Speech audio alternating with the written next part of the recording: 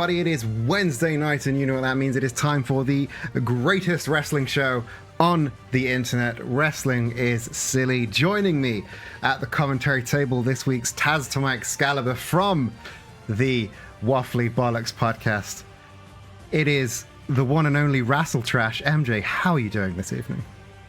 I'm doing very well, thank you. How are you? I'm doing very well. I've had a very, very busy week. Being freelance means I need busy weeks or I don't eat food. So I can't complain about being busy, but also, is this what people that work full time feel like? I hate this. I could never do this. Yeah, I know that feeling. I know that feeling well.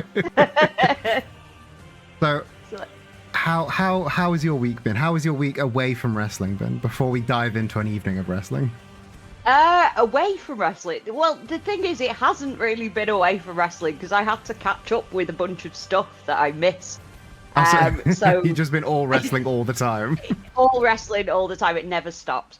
Because I had to catch up with Ring of Honor and Rampage and things. Because I kind of missed bits of stuff. Because I have to sort of watch stuff on a Friday night, so I'm ready for Saturday morning for the podcast. And I end up missing things, so I end up rewatching stuff as well. But like there was Impact, Ring of Honor, Rampage. The wrestling cannot be stopped. That is so much wrestling. I watch Dynamite and sometimes Rampage if I can find the time. I don't know how you keep up with everything. Well, but the thing is, I'm at home a lot of the time, like because I work from home anyway, and if there's not a lot on. If I've not got much to do, then there's a ton of wrestling to watch. So there is always more wrestling somewhere. yeah, and then there was the G1 as well. So yes, I've been watching a bit of that. That has happened, and by the G1 you mean Eddie Kingston fought some matches and other stuff happened. Yes, basically, yes. I'm very sad because Eddie's gone. He didn't make it. My boy didn't make it, but he didn't. He had a good time in Japan, and that's all we can ask for. He did, and he got to meet Kawada, and he was a very happy man, and I loved that. That was so cute. But, and he got one of those jackets from that steakhouse that's important for wrestling reasons. I can't remember why. Yeah, I'm not entirely sure why either, but I was very happy for him that he got his jacket. Yeah, give Eddie all the things. He seemed excited to get a meat jacket, so I'm excited for him. Meat jacket. Meat jacket, yeah. I'm just picturing him walking around like Lady Gaga now with just a jacket made of steak. As soon as I said that, I knew that was coming, and I regret every second of it. I think he could work it. I think he probably could. I think if anybody could wear a jacket made of meat and be intimidating enough for people not to, call him out on it, it would be Eddie Kingston. Absolutely. But enough about real wrestlers doing real things. Let's dive into a far sillier, a far more ridiculous wrestling world. That is the world of Wrestling is Silly, because it is your first time here. So and I figure we'd drop you in at the deep end. So our opening contest this week, Glamrock Freddy versus Kasuga Ichiban, the rematch that was destined to happen and seemingly was never going to.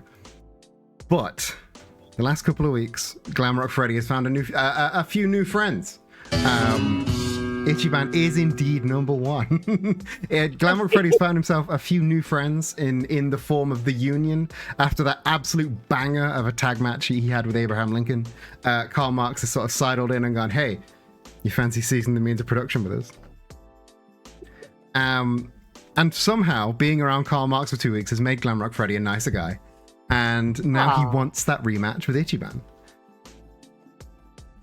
Perfect. Now, I asked you this briefly before the show. How much do you know about these two competitors, both either as wrestlers or in their previous lives? Do you know anything about the history of these two men? Well, man and robot. I mean a bit, but not a whole lot.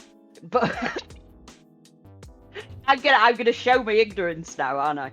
But what? Yeah, I know who Karl Marx and Abraham Lincoln are. Those are the important ones. If you didn't know who Yeah. Karl Marx and Abraham Lincoln was, we may have had a problem. And I mean, I know me other half's big Yakuza fan, so I know I know these other guys as well. But yeah, I am flying blind a little bit on this one. Detective Barry in the chat, my other half, who's also a big Yakuza fan. You don't need to know anything about Ichiban except that he is number one.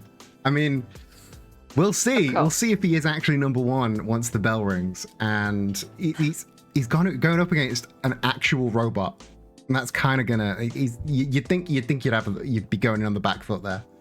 Yeah. It sounds like the odds are stacked against him. But if anyone can punch a robot so much that it dies, it is the main character from a Yakuza game. Those people are basically superhuman.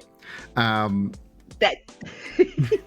Yes, that is very true. So let's go down to the ring and see if we can, if the robot can win. Oh.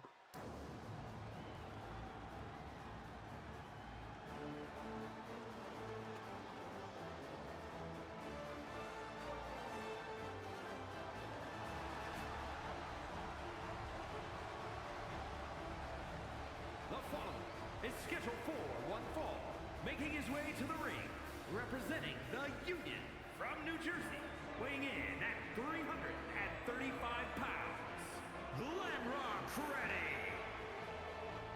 The Union coming out in full force to support Glamrock Freddy. I'm interested that Freddy has, foregone his own theme music in honor of the Union. He has completely given himself to the greater goal, which is, I don't know, a constant revolution. It's been a while since I've read Karl Marx. Quite an imposing figure, though. The three of them. Oh yeah, Abe, obviously very tall, very very imposing man. Karl Marx, a deceptively athletic, deceptively violent wrestler, and now they've added a brightly colored robot bear to the mix. It's a real curveball. And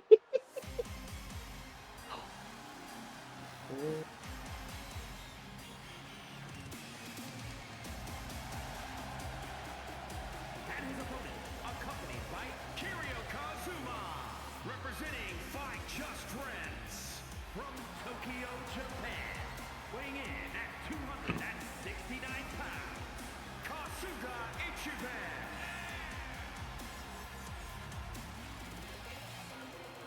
Obviously, the Fight Boyfriends, or the Fight Just Friends, as they're known as now, are very in a bit of a tumultuous time. It's good to see that they still have this kind of attitude, considering they've had a rough couple of months. They seem like they might be on the same page now. I mean, Kiryu, obviously Kiryu's still sort of reeling from the loss of Majima, and he seems to have sort of given himself entirely to this partnership with Ichiban. He's got to move on. I mean, they have years of history together. I don't know if moving on, if it's going to be that easy. Oh, big sit out senton from Glamrock Freddy to start the match, and following up the springboard DDT. Beautiful moves from Glamrock Freddy, and it's never easy to take a running senton like that. But once again, I must remind you that this is a big metal bear. Him landing on you, that ain't gonna be fun. Oh, That ain't gonna tickle. Good. Oh!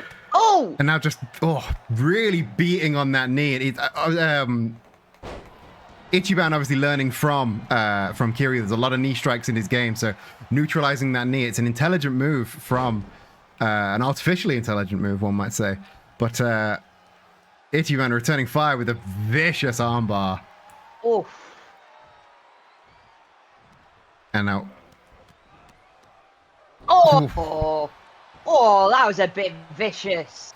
You gotta be vicious when you're facing an opponent like Glamrock Freddy. We've and these two, it's gonna be a little bit personal between these two fighters. So I can I sense can tell. a little bit more viciousness. And big drop kick, Ichiban falling out onto the mats.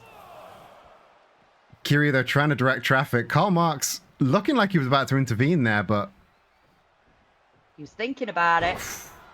big leg sweep there from Ichiban. Gets the cover. Oh, Just a 1 count there. He's going to take more than that to keep Freddy down. Freddy going for a little bit of an emergency exit. we love a kick out at 1. Ooh! Attempted tope from Ichiban, but Glamrock Freddy one step ahead. Channeling a little bit of Samoa Joe there. It's not a good move this early on in the match. Gus trying to pull Freddy back into the ring, but He's not having it. no, I mean, last time these two were in the ring together, Freddy lost via count out intentionally. Ooh! Code breaker out of nowhere though. He's definitely not disengaged this time. Taking full control. Oh, just brutalizing him. No! Big rolling cutter. 2. Ichiban though is he is a hero. He is a fighter. He is not going down that easy. And now firing back, catching the strikes. Oh. Big German suplex there from Ichiban. Learning from the best. And now can he capitalize? Can he capitalize on this moment though? He's got Freddy down on the ground. He's up on the top rope. Very risky. Ah, the elbow drop connects. That could have been very bad had Freddy moved, but Ichiban back in control. Oh, hits the sleep. Freddy though, Freddy deciding not to bounce off the ropes and getting a very steep DDT in exchange. I don't know what Ichiban had planned, but not happy that Freddy just completely cut him off there. Oh. Going back to his Working on that arm. Well, Freddy's finisher, I think it's a double chicken wing face buster or a Glamrock slam as he calls it. It's very, very sort of arm focused. So if you can neutralize the arms, it's easy to get out of that move. Speaking of the Glamrock slam, there it is. The deep cover. Look at it. 2. Oh! Just a 2 count there. Freddy looks like he's stunned by this development. He was not expecting the fight to go much longer than that. Ichiban having to take an emergency exit though. Ooh! Eating a giant rolling senton off the top rope. Freddy not happy about having to keep going. He definitely looked like he was about done. Yeah, he was ready to wrap it up, but... And now up in that torture rack position. This is... Torture rack swinging neck breaker. Freddy is really not happy right now. And interesting to see Karl Marx run rounds just to sort of check up on Freddy before returning back to his corner. Maybe just to, I don't know, make sure he's behaving. I'm not quite sure what that's in aid of, but currently an 8 count from the referee. Can Ichiban get up in time? No, Freddy restarting the count. The count. And Freddy's looking to put him away for good. yeah, he's looking to cut a career short right now. Oh, and again. Brutal neck breaker again on those very, very thin mats, and another sit-out senton. The Spanish commentary table getting a very close look at the brutality on show right now. And right into that table. I keep telling them they need to move up to the stage where we are, but they're not having it. We've got to move. Again, Health and safety. every week I tell them, you'll stop getting your drink spilled if you come up to the stage. And every week they're like, no, we need to be down here. Ichiban though, back on his feet. He's managed to become back in control. I don't think he heard Freddy get back in the ring though. Eats a big spine buster, and now it looks like Freddy's ready to hit another one of those Glamrock slams. This could be it for Ichiban. It'll be over.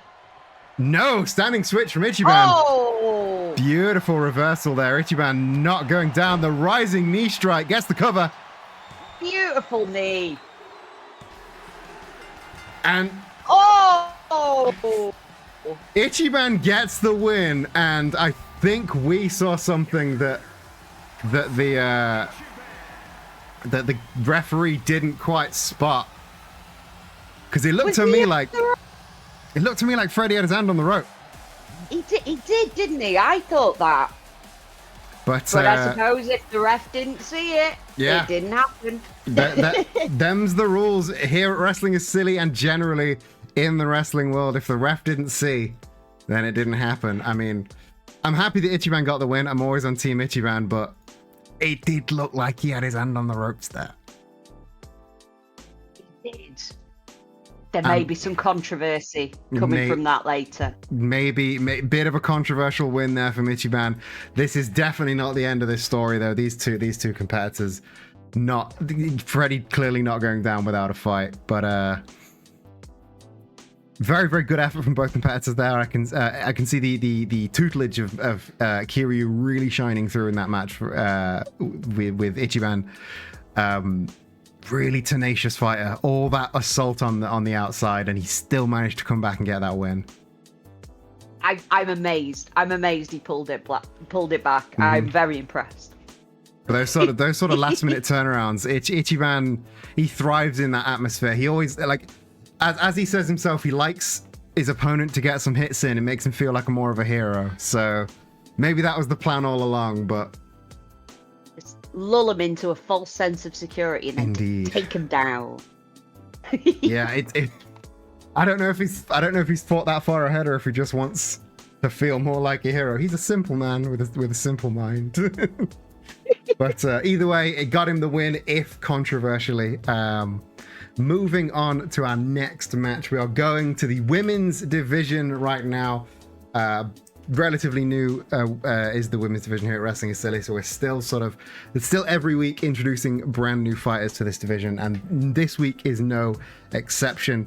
Last week, Toph was successful in defeating Pauline to win that women's smiley case in a tables match, and this week she has challenged any new fighter to take her on in one-on-one action. Jedi, welcome to the stream. You're just in time for the second match to catch you up on what happened.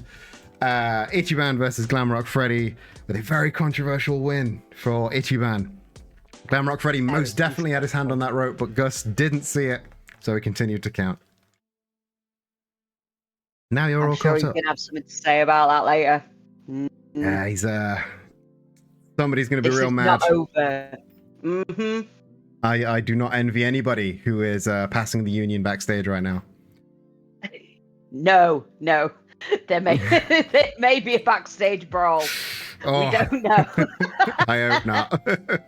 We're not having a press conference, are we? No. There's no media junkets this week. We're saving that for the pay-per-view in a couple of weeks' time. But back on track. Toph has challenged any new women's wrestler to a one-on-one. This isn't for the smiley case. She just wants to show it off a bit and wants to bring a new woman into the division as well. So, shall we tell them who it is, or should we just let them introduce themselves as they walk in? I think we should let them introduce themselves. I think they can speak for themselves. So let's go down to the ring and see who Toph is going to be facing this week. Exciting. At least I think she's new. I hope she's new. The following is scheduled for one fall, making her way to the ring from another time. Toph once again. We saw her debut last week in. She decided to have a tables match against Pauline for the smiley case, and in very, very quick fashion, she got that victory, and now she has that guaranteed title shot against 2B at any time. When is she going to cash it in? I mean, we just don't know. She seems pretty confident in being able to hold it for quite a while. Maybe she'll take the opportunity at the September special September show. Maybe she'll wait a little bit. I don't know. Ever the opportunist though is tough. So let's see who she's up against. And from Tokyo, Japan, Misty. Misty coming down to the ring for the first time here in wrestling is silly. Not used to fighting for herself as Misty. Usually she's got a team of monsters doing it for her, but hopefully she's been training in a different kind of gym. She looks like she's been training hard. She definitely looks She's like ready she to means go. business. She does. She's here. She's ready. She's obviously not even in a previous life as a Pokemon gym leader. She's obviously got a history of swimming and obviously very athletic from that industry. So it's going to be an interesting matchup between these two. Swimmers have got lots of stamina. Yeah, this could be a Toph long one. needs to look out for that. I'm not sure if you're aware. Toph is blind. She can't look out for anything. Oh, I'm very sorry. My bad. Fine. It's fine. She can't hear you. That's not because she's deaf as well. Just gonna say. Oh, Brutal right in there strikes with the opening up slaps. there. And the Oh. Fisherman Buster. Beautiful opening there from Toph. And Misty. Is there any coming back from that? I don't know. That was a very, very strong way to open. Misty struggling to get off the mark, but rolling out of the way of that moonsault. This could be her opening. Big lariat taking Toph down. Going for the cover. Ooh, That was closer than I thought. I think she may Very have taken close. Toph by surprise there. But Toph looks stunned. yeah, I don't think she was expecting a big comeback like that. I think very much a surprise. Goes for the kick, but again, Toph rolling out of the way. Very back and forth, these two competitors. And big delayed vertical suplex. Shades of Bandito here. She's squatting while suplexing. So strong. Real show of force there. And then just throwing Misty around by her hair. Toph is not having it. Yeah, she's come in, she's won that case, and she's gonna prove that she's a force to be reckoned with. And I like a show of force like this. Misty kind of struggling to get out of the starting blocks though, and having to already at this point dragging herself up by the ropes. Not looking good for her. Oh, to the outside. Yeah, once again the fight spilling to the outside. Misty though bouncing back, and Onto the apron. the hardest part of the ring, hitting the face of Toph. Again, Misty showing signs that she can bounce back. Let's see if she can capitalize on it.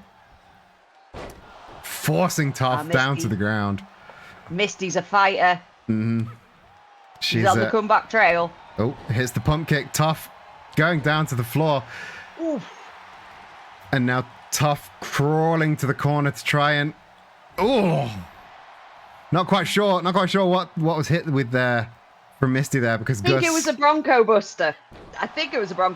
But the ref got it in the way. Yeah, Gus sort of work on your positioning there, friend. Just to shift you a little bit. So no, gonna stay right there. Okay, cool. No. Meanwhile, Toph managing to throw Misty away, and lariat missed its mark. Toph dodges the slap, hits a clothesline of her own, and a second one, and beautiful combination of clotheslines. Misty struggling to get to a corner. Toph. Big elbow strike. Big series of clotheslines, elbow strikes. Toph in control right now. Dead center of the ring, gets the cover. Just a 1 count though. Misty barely staying down. Misty's a battler. Misty's a battler. Underestimate her at your peril. Exactly. She is big DDT, driving the face of Toph down to the mat. Gets the cover. Not a good... A cocky pin. A very, very cocky pin. She thought she had that in the bag, but clearly not. The leg. Didn't hook the leg, didn't even get both the shoulders pinned. And now not... Thinking about going high risk and changed her Yeah, mind. choosing not to capitalize on it. Interesting choice from Misty. And electric chair facebuster from Toph there. Maybe she should have hit that top rope while she had the chance. Another rope break there, and Gus noticed it this time. Do you reckon somebody told him that he missed the last one? I think so. Somebody in the back had a word. Yeah. Oh. Toph, though, hits the tombstone. Tombstone. Oh. Big finish there. Guess the cover. Misty, though, kicking out. Another kick out. That's a kind of move that can put a wrestler away. Misty obviously made of stronger stuff than that. Catches the strike. Rolls through, hits the thrust kick. Now Misty, flatlines, rolls through, and now catches Toph in a head scissors. Very, very interesting submission there. Really wrenching at the neck, catching the neck between the knees there. Grinding her knees into her really. face. Toph having to work hard to force a way out of that, and submissions was the one thing she didn't have to tussle with last week against Pauline, so I didn't know if she was able to get out of that. Hits the dropkick, Misty seemingly rebuffing it. This be it? No.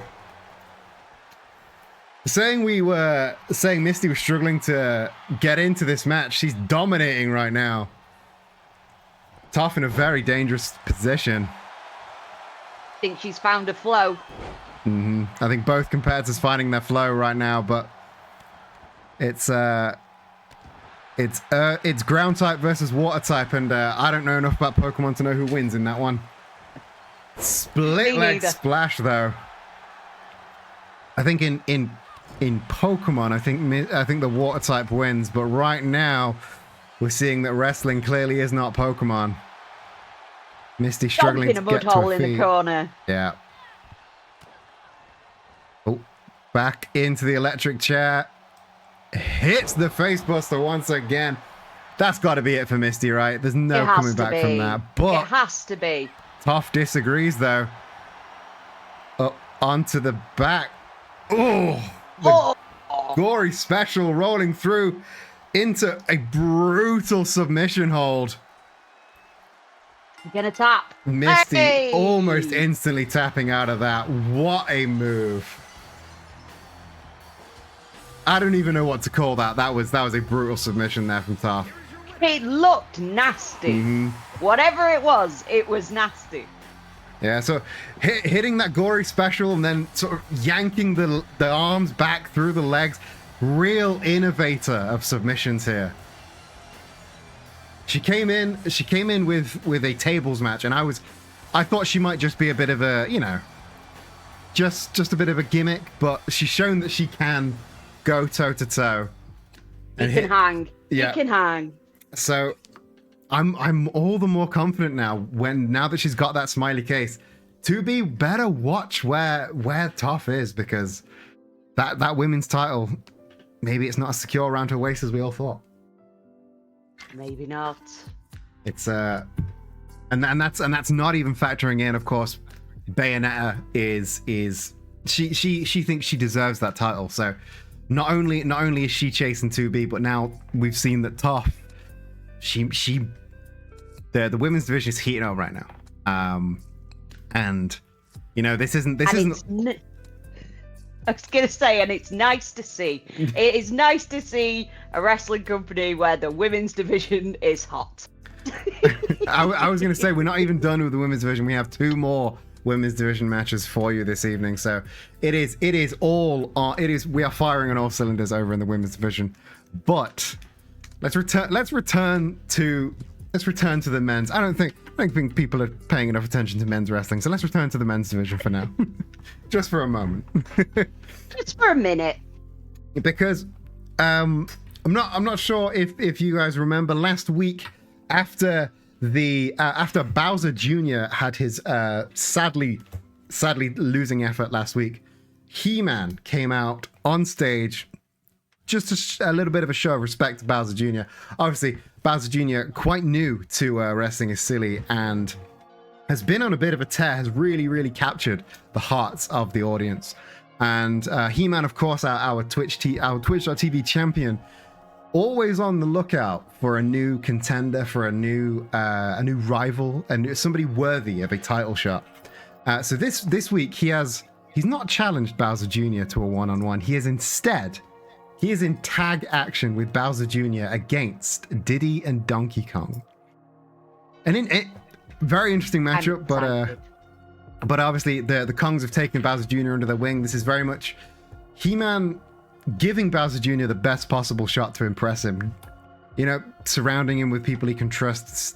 It's a very, very low stakes match, but it's a wholesome match. It is. I think it is. It is. We like a wholesome match every now and again. We don't have any snack pack this week, so this is our wholesome match for this week. We're just seeing how well Bowser Jr. can impress He-Man. He-Man, of course, our like I said before, our Twitch champion. Maybe he's looking for a dance partner for September. Maybe Bowser Jr. will be that dance partner, but he's got to impress, and I think this is his chance. Do you have any fun tidbits about He-Man? Well,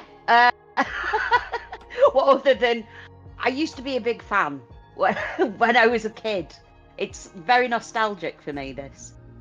I'm glad. See, I was a fan of everybody else in this match when I was a kid, so this is very nostalgic for me, but for the opposite reasons. See, I was a Sega kid, so this is the thing. I never had a Nintendo, I only had a Mega Drive. So I had a Super Nintendo, and then my aunt had a Mega Drive, so she would bring it over, and I would get the best of both worlds. It was incredible. But enough my about... friend. Yes, enough about this. Enough about retro consoles and things. We can go back to the retro consoles once they've made their entrance. Hold that thought. Yes. We'll get back to that. Let's go down to the ring.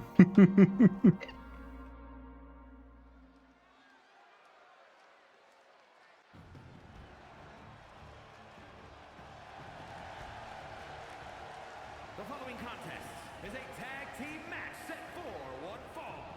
Introducing first, representing the Rebellion from another time, weighing in at 265 pounds, the Internet's wrestling champion, He-Man.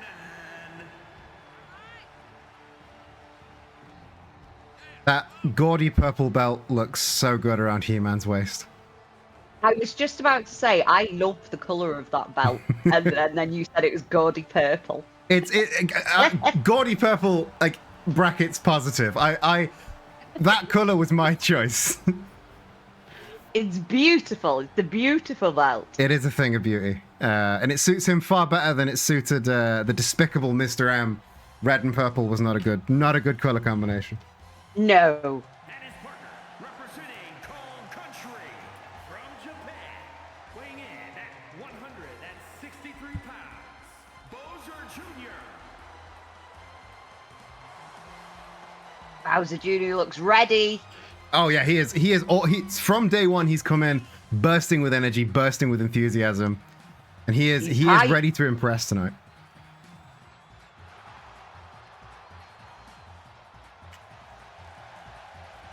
The crowd are going nuts for him. Mm-hmm. He has taken to wrestling like a duck to water. He's captured the crowd in the arena, the crowd in the chat. Everyone loves Bowser Jr. And who wouldn't? Look at that face. Yeah, adorable little guy. You little guy. just a little scamp. He don't know. He's just a little guy. At a combined weight of 714 pounds, Kong Country. 714 pounds. I think about 600 of that is Donkey Kong. But I was gonna say, how is the split on the weight of that two? like Diddy Kong is like a third of Donkey Kong.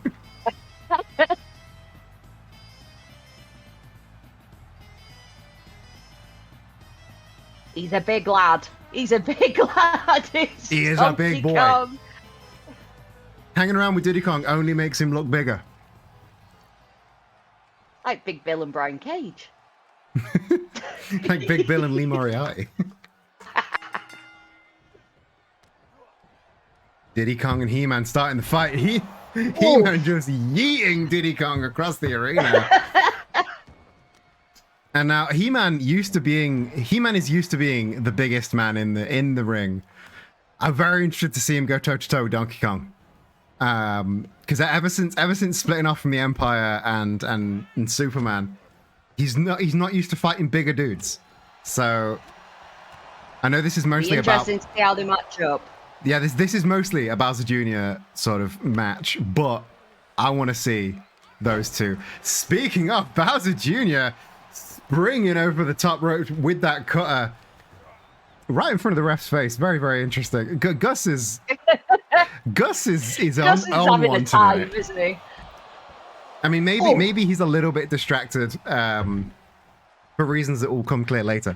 But meanwhile, back in the ring, He's got a lot going on, Gus. he does. Bear hug attempt from He-Man. Diddy Kong able to break free though.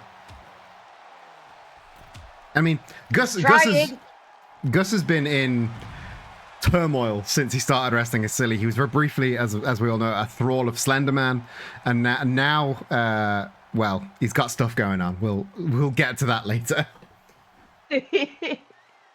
Donkey Kong though, huge Nasty choke slam, and the banzai drop as well. We are into the meaty men slapping meat section of the match. If you listen closely, you can hear Big E cheering at this matchup. He-Man with the arm up, but Diddy Kong returning fire, making sure the Kongs stay in control. Big power slam there from Donkey Kong, and now climbing up to the top rope. Going to the top. And so you don't see big men on top very often. Oh, that's not an elbow you want to see dropped on you. Diddy Kong running the hypotenuse of the ring there to knock Bowser Jr. off. Bowser Jr. didn't seem like he was going to come and intervene there. No, and he's still on the floor on the outside. I think he might be having a nap. Yeah, I mean, I think he's just about getting back up to his feet now, but he was in no rush to get back up to his feet.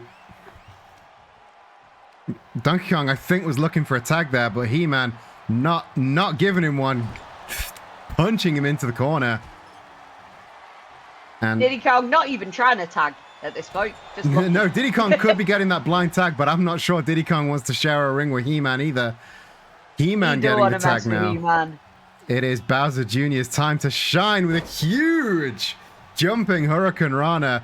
A 7-foot vertical leap on that little boy. I've never seen anything like it. And you may not ever see it again if Donkey Kong continues laying in moves like that on the outside. You'd think having the shell would lessen the impact of moves like that, but in fact, it just makes it hurt more, but in different places. Donkey Kong with the cover. Going for a pin. No, Bowser Jr. kicking out at 1. Again, like Bowser we said, Jr. is plucky. Yeah, this is his time to impress. This is his time to shine. He cannot give up without a fight. And Donkey Kong really bringing that fight to him. Clubbing blows to the shell. Oh, and the chest as well. Surprised that shell wasn't caved in. Jesus Christ. And now Diddy Kong versus Bowser Jr. now. Another Hurricane Rana. Goes Bowser Jr. going for the ringside attack there. Donkey Kong not having any of it. Oh, Diddy Kong with the sleep and the mistimed attack there. Diddy Kong able to capitalize though.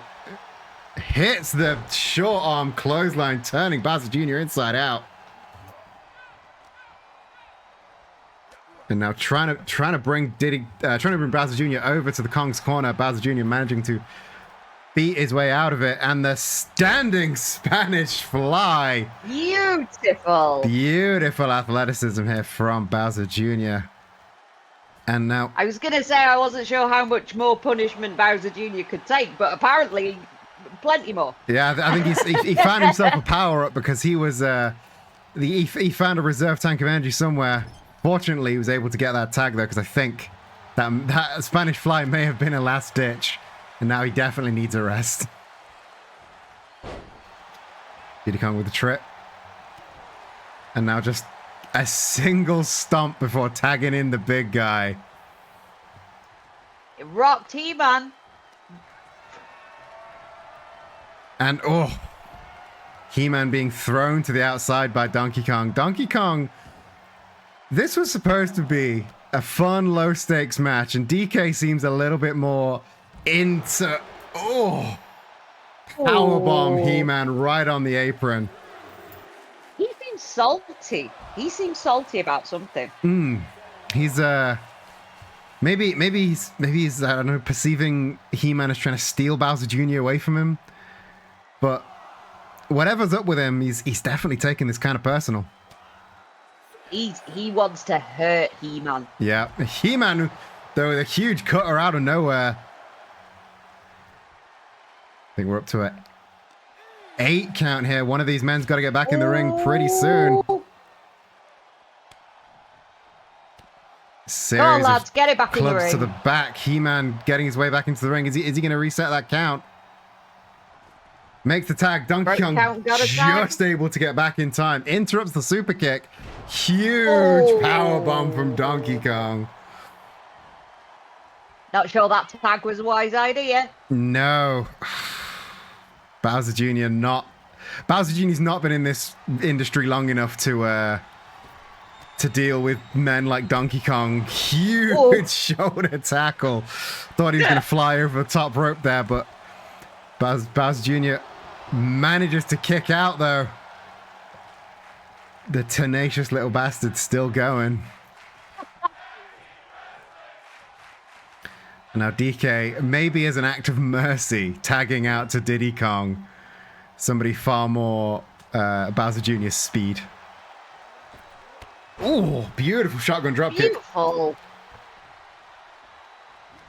And now, again, we see Bowser Jr. a lot more comfortable fighting men his own size. Yes. As you would be. Yes. I mean, you got to be adaptable, but there's one thing, there's one thing that's adaptability, and then there's, here's a 600-pound giant monkey, fight him. I mean, you can't prepare for a 600-pound giant monkey. How do you prepare for something like that? It's, rolling Death Valley driver there from He-Man, and I think He-Man's looking to put Diddy Kong away. Yep, the power of Grayskull connects, and I think that may have bust Diddy Kong open. Donkey Kong quick to broke up the count. Yeah, quick to break up the count, but I don't know if that was really a good idea. I think Diddy Kong maybe Kong's just getting brutalized here. Yeah. And now He-Man up on the top. The diving knee does not hit, though. Diddy able to make that tag. Definitely had to make that tag. Huge big boot taking He-Man down. Oh, just stomped straight to the gut. Just a boot to the belly. And now gripping the shoulder. Nerve hole. That nerve grip. It's a very interesting offense. We don't usually see that kind of move anymore. But DK's old school. He knows a thing or two. And now Diddy Kong struggling to get that kick to connect. Instead going for a chop to the throat instead. Roundhouse kick ducked, get all of it.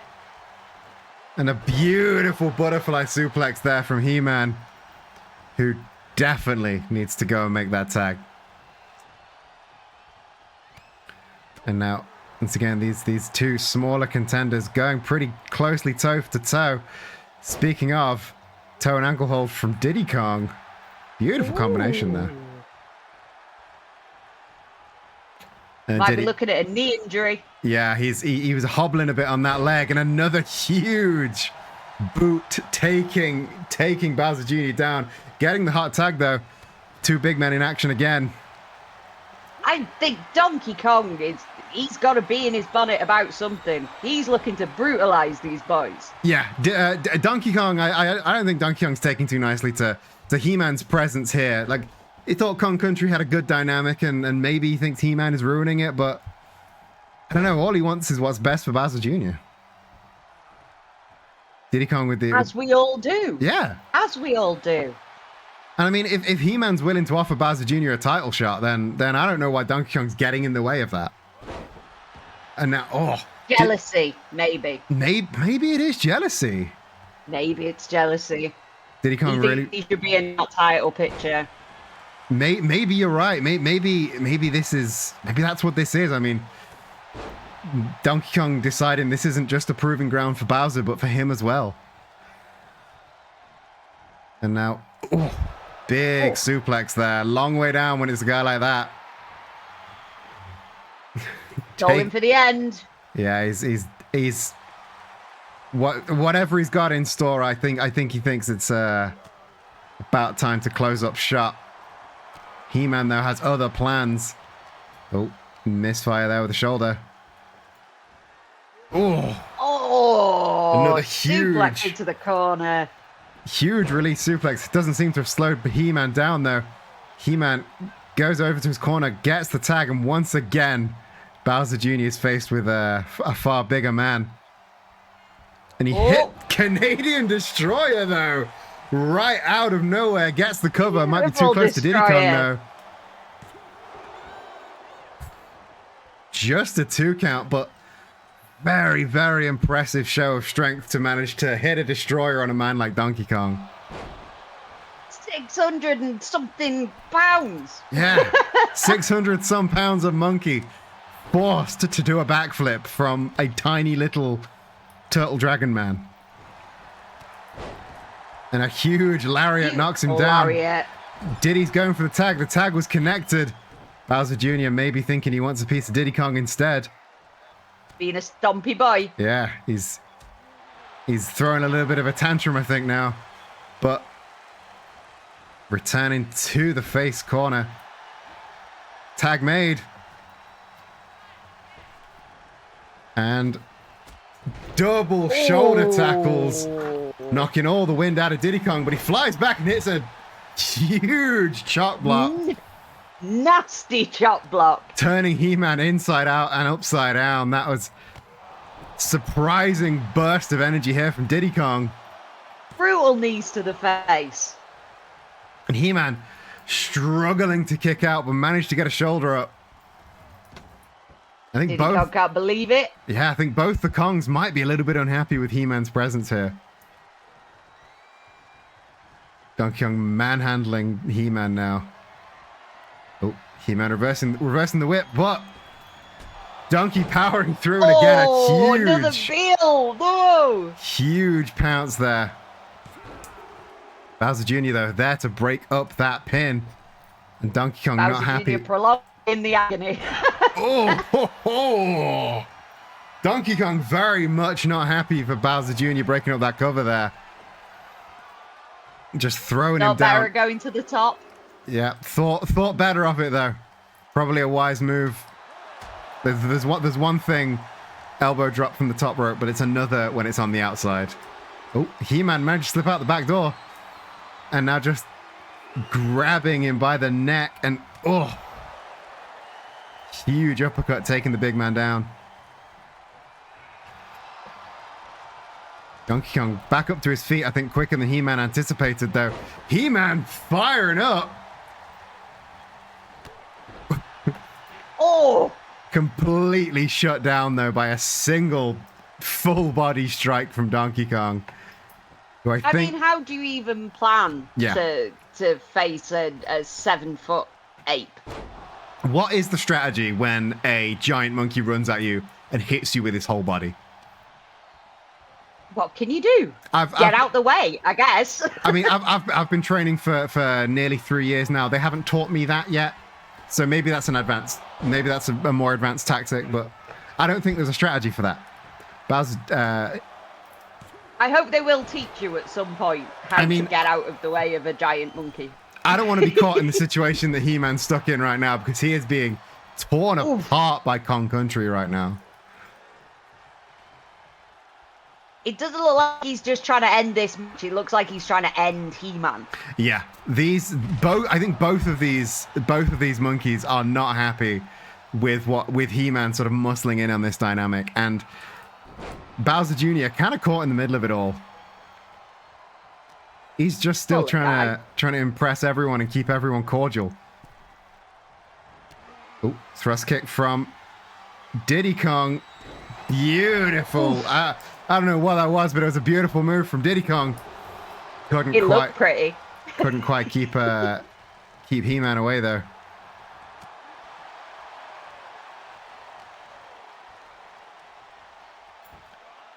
A valiant effort by Bowser Jr.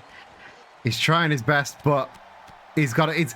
There's one thing being so, you know, naturally athletic, naturally gifted, but these two have the experience that you just can't You can't outdo. buy it. Yeah, can't buy it. You just got to learn it through time.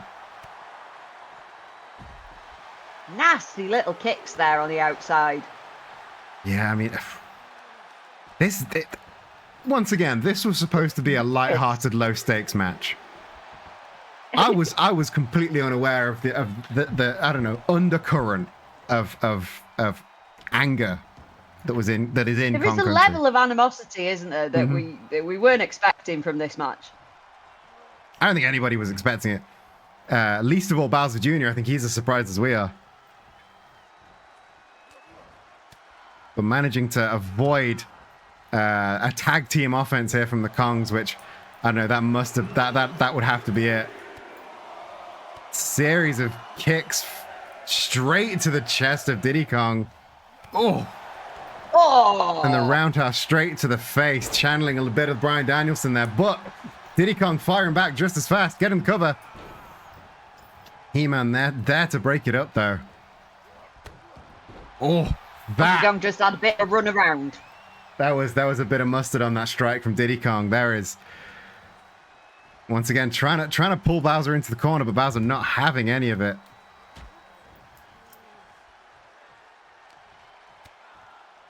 And now Get himself out of this corner. Oh, I think he tried to hit the ropes there, but Diddy Kong bit in the way. Oh, he's knocked Donkey Kong off the side. This is a shot, but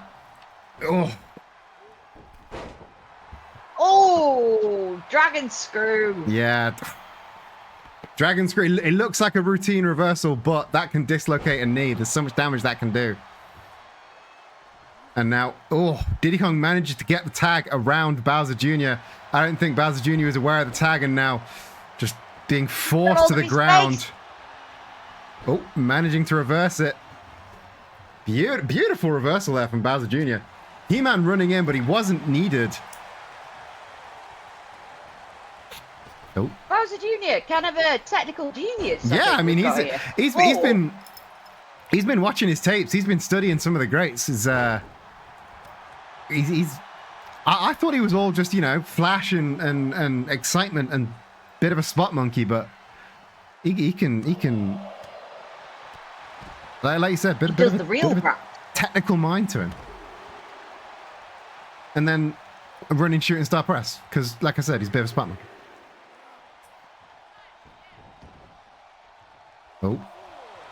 What's he going for? Is he planning something? Oh, no, just playing mind games and hitting a giant Psycho knee, though, to get the tag. Oh, He-Man trying to... managed to lift and hits the power of Grayskull onto Donkey Kong. Could this be it? No! Bowser Jr. was there. Bowser Jr. there to intervene, but Donkey Kong didn't need him. Hits the pump handle slam. And you're getting this on free TV, folks. This is a pay-per-view level match between these two teams. And by God, Donkey Kong came to fight today. Pulls He-Man into the corner. Couldn't quite get the move though. He-Man with the elbow up. Donkey Kong going for another try. They make the tag. And huge double attack there. Hitting a bit of monkey business. Diddy Kong got something charged up. Oh, thrust kick. Gets the double underhook. And once again, I don't think we've got a name for that, but I'll have to ask him after the fact, because that is a beautiful finisher. Beautiful. This is turning into a real epic. Yeah, I mean, again, I thought this was going to be a nice low stakes Fisherman Buster there from He-Man. Meanwhile, on the outside, Bowser Jr. and Donkey Kong fully distracted, attacking one another. This is either one of the contenders in the ring could end this right now as their teammates are distracted. Can either one capitalize? Falcon Arrow there from He-Man. Nobody kicks out the Falcon Arrow unless you don't get the pin. Yeah.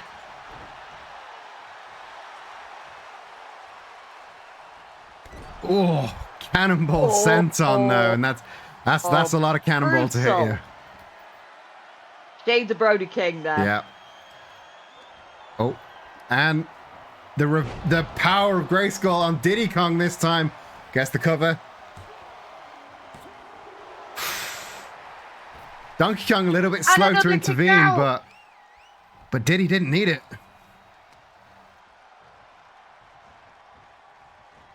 This is the Kongs do not want to lay down for this team right now.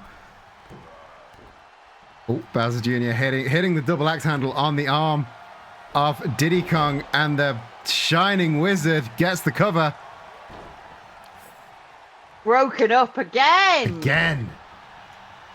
He-Man's had it. He-Man's had it with Donkey Kong. Yeah, he is. He-Man's goal here was to give Bowser Jr. the win, and he's making it happen one way or another. Series of kicks here from little kicks. Yeah, he's in full control right now, but can he capitalize and turn it into a win? No, Diddy Kong with the boot up. And now dragging Bowser into the corner.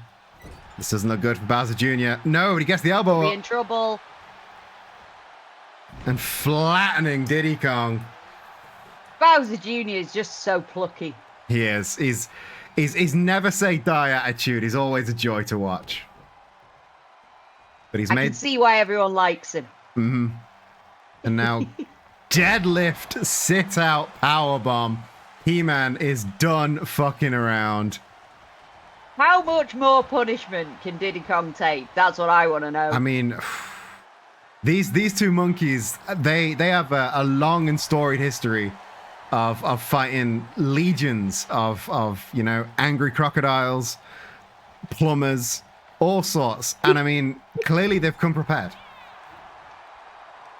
Once again, making the tag. They were ready for it, but I don't know if they were ready for Bowser Jr. No, I mean, nobody has seen the growth of Bowser Jr. faster than the Kong Country, but I don't think they were quite prepared for how much gas he had in the tank.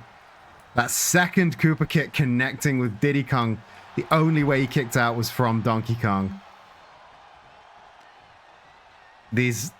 None of these four competitors can have much gas left, but making the tag back out to He-Man. The double shoulder tackles. Oh. I think He-Man's charging up another power of Grayskull, and Diddy Kong, another vicious chop block. Cutting off that finisher attempt from He-Man.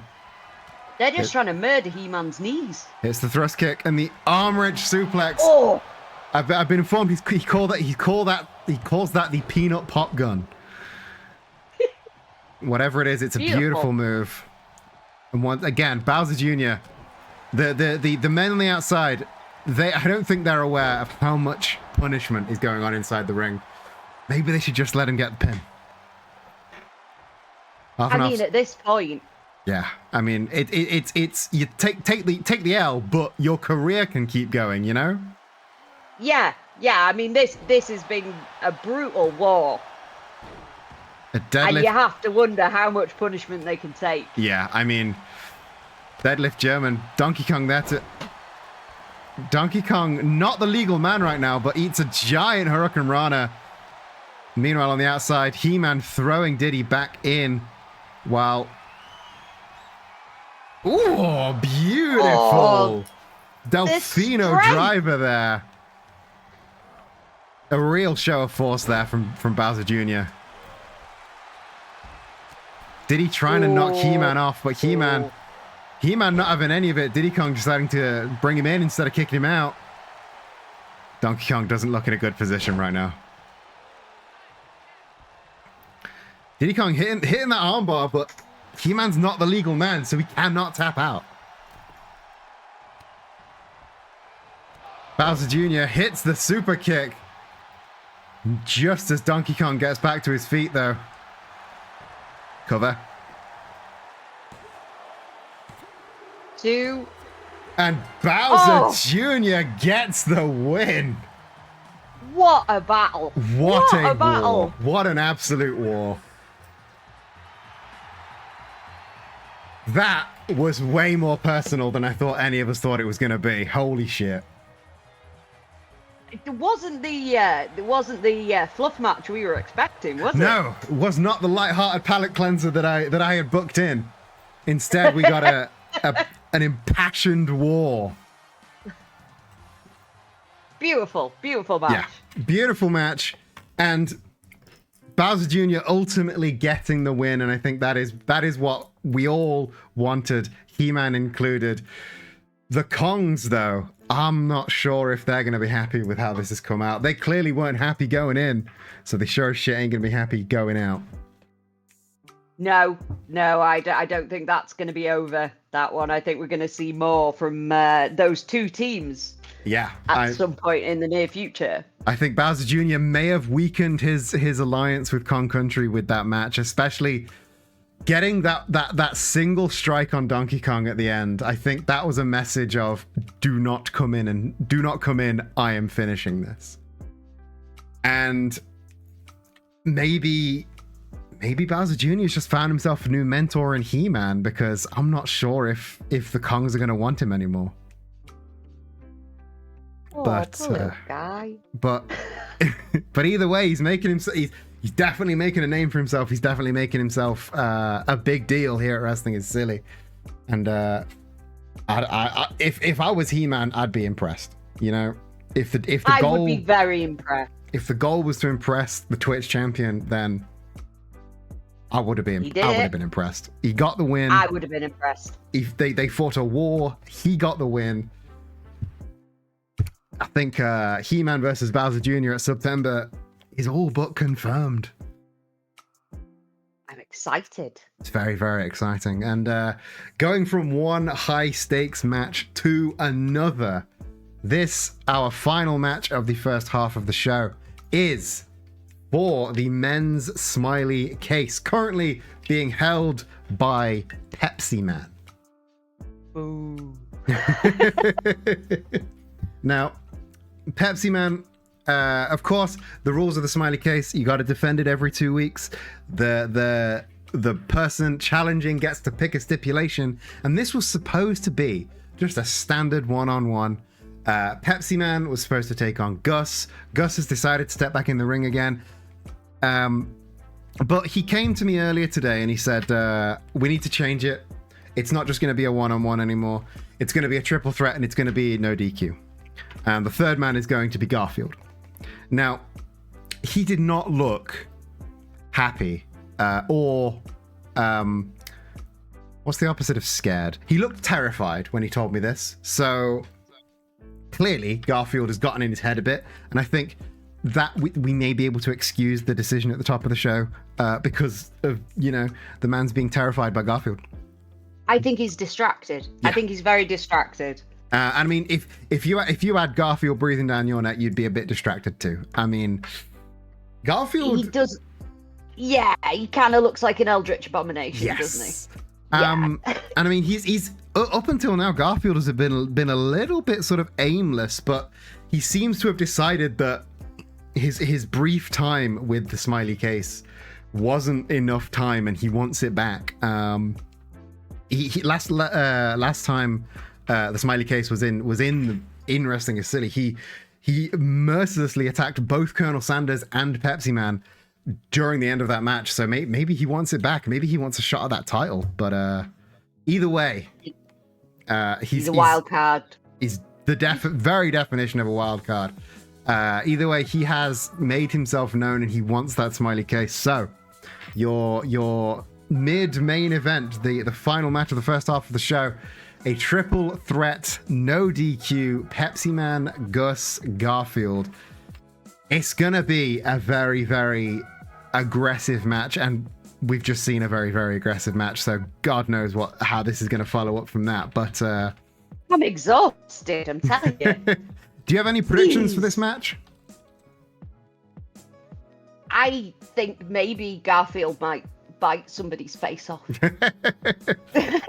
I mean, I hope not. I hope it's Pepsi Man, because I want to see what is under that face. Like, does he have like a skull, or is it just Pepsi? Is he just like a solid mass of Pepsi? I think his entire head is full of Pepsi. If you break it open, he bleeds Pepsi. if he's bust open, he bleeds amber fizzy liquid. That sounds horrible. I'm glad I don't have to clean that up anyway. Let's go down to the ring. We have people to do that. Yes, we have exactly one clip. Well, you say people. We have a small red crocodile to do that.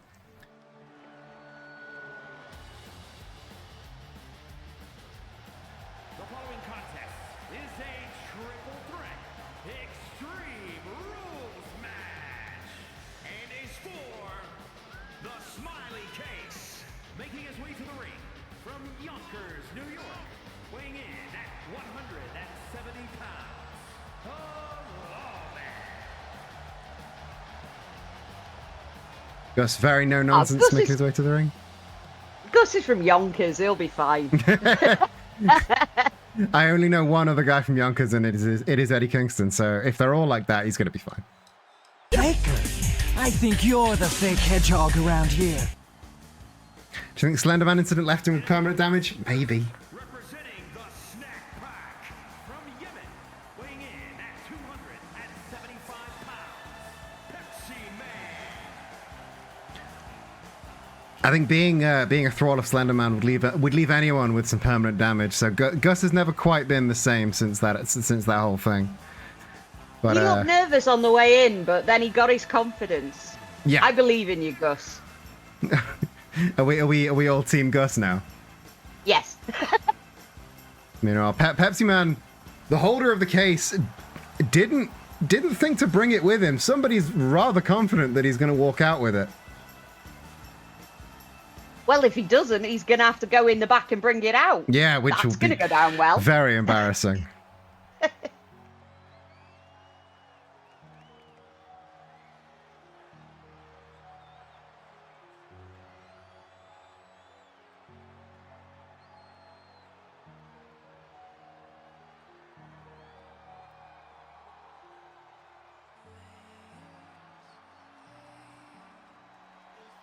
The door is new.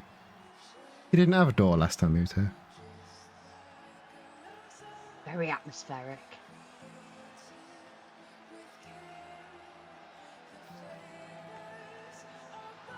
Where is he? Not there. He's where you least expect him to be. He wouldn't just be behind the door. I was semi-expecting several different versions of him behind the door.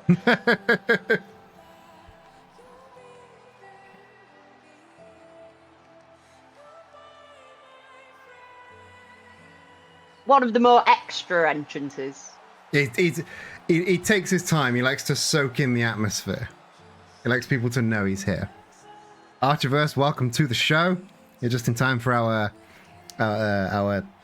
Smiley Case Extreme Rules triple threat match.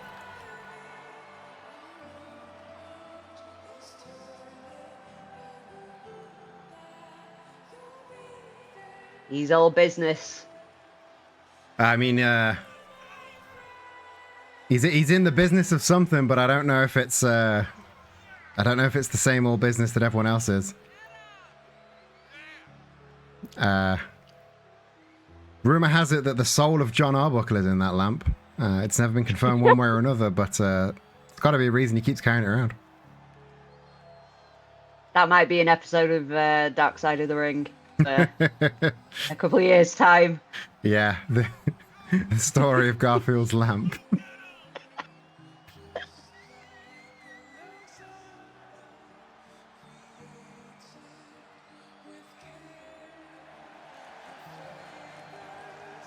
The crowd love him.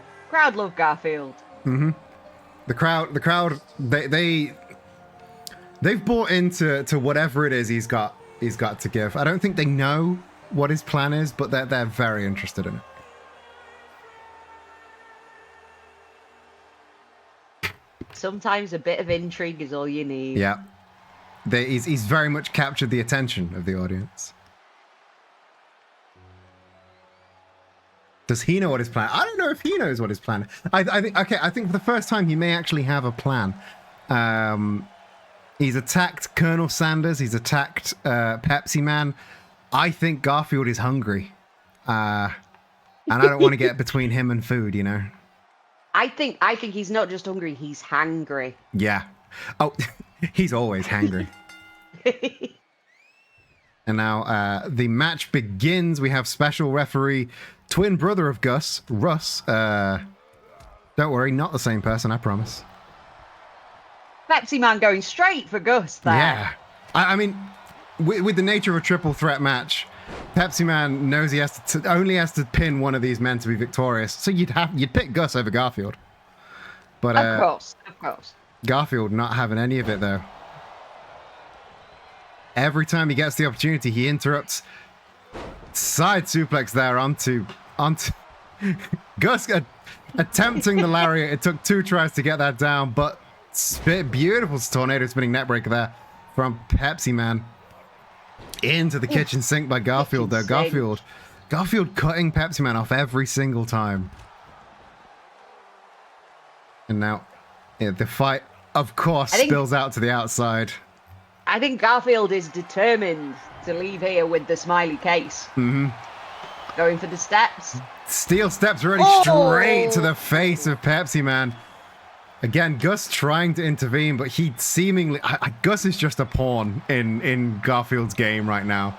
He managed to hit the DDT. I think that's the first successful attack from Gus. Manages to get a DDT off on Garfield as well. Pepsi Man, though, throwing Gus into the ring. Goes to the stairs, but Gus... I think Gus might have heard me call him a pawn, and I think I might have angered him, because he fired up as soon as I said that. He's going crazy now. I mean, we mentioned last match Bowser Jr. wanting to prove himself, and I mean, Gus is kind of in the same position here. He's come off the back of a team slash, you know, mind thralling with Slenderman, and he's been a bit directionless since then. And I think he genuinely did want that smiley case for a bit of direction, and now he's caught in the middle of Pepsi Man and an Eldritch Abomination, which is never two things you want to be between. No. Pepsi Man again going for the steel staircase. Meanwhile, huge headbutt from Garfield. Oh, staircase dropped, and a huge springboard crossbody from Garfield. Garfield gets the cover. Just a 1 count. Gus running in with the drop kick to kick Garfield to the curb. Now gets that wrist control. I think Gus wants to walk out of here with this smiley case. I think I genuinely kind of feel sorry for the guy, because he thought he had a real shot, and now he's been forced to add Garfield into the mix. He just wants to come out here with a title shot, and again, I feel for the guy. Meanwhile, Pepsi Man setting up a ladder bridge between commentary and the ring. Now, seemingly the rule of wrestling is he who sets up a table is destined to go through that table. I hope the same thing is not the case with ladder bridges, because that is not going to be good for old Pepsi Man. I mean, you know, I'm kind of fine with it. I know you have a built-in aversion to Pepsi themed wrestlers, but right now Pepsi Man hasn't done anything wrong. Big fall-away slam there from Garfield. Gus determined not to be forgotten, but being pulled over to the ladder bridge. Oh, Gus is in a dangerous situation here. Doesn't look good for get out of the way of Gus. that ladder. No, but he's back up and manages to reverse the situation. Pepsi Man now slung over his own ladder. Will the law of wrestling hold up? Or maybe not. Gus just wants everyone to get a taste of ladder. Garfield not in a good position right now. Oh, Pepsi Man up on top. This could be dangerous. No! Garfield rolling out of the way. Empty pool. Pepsi Man face first into a steel ladder. Not a good position. Use a technical term. He ate shit. He did in fact eat a face full of shit and a face full of ladder. Does not put the smiley case holder in a good position right now. But I'm not sure he's going to be walking out with it. No, but Garfield and Pepsi Man, very, very rare alliance between these two men. Flatlining Gus. Poor old Gus. Yeah, I mean, again, I gotta feel sorry for the guy, but that allegiance did not last very long at all, with Garfield turning the tides and hitting the I'm sorry John out of nowhere. Couldn't quite get the three though. Oh. Gus made a sterner stuff than that. And now Pepsi Man seemingly resetting the count in a disqualification match. Hitting the Falcon Arrow on Gus. Gus rolling out, making a quick exit. And now Garfield just yeeting Pepsi Man over his shoulder. Say Garfield's the dominant one in this match so far. Yeah, he is making his presence known. Gus is fighting back. Huge fire up though from Gus. Gus getting the cover. Pepsi Man's not moving. Pepsi Man's not moving, and Garfield's kicking out at 1. Archibest, thank you for the follow. Thank you for joining the crew. Thank you for the kind words on my logo. I do all my own design work. Oh, the lasagna claw is locked in. And no, Gus not tapping, firing up and busting right out. Fought his way out of it. Go on, Gus. Almost immediately. Seeing a little bit of a crab dance from Pepsi Man on the outside. I think he's just entertaining himself and doesn't want to intervene in these two men.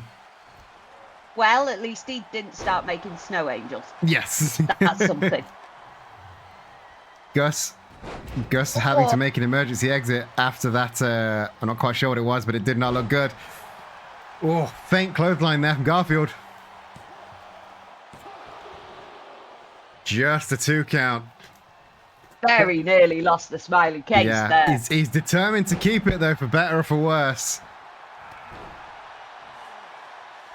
And Gus is just about to get back on his feet. Meanwhile, middle rope leg drop from Garfield. Gus wasn't going to get in the way of that one. Oh, no, into an armbar. But he's taking the opportunity where he can though. And now pulling Garfield away, maybe trying to get a pin, but Pepsi Man made him have to avert his attention.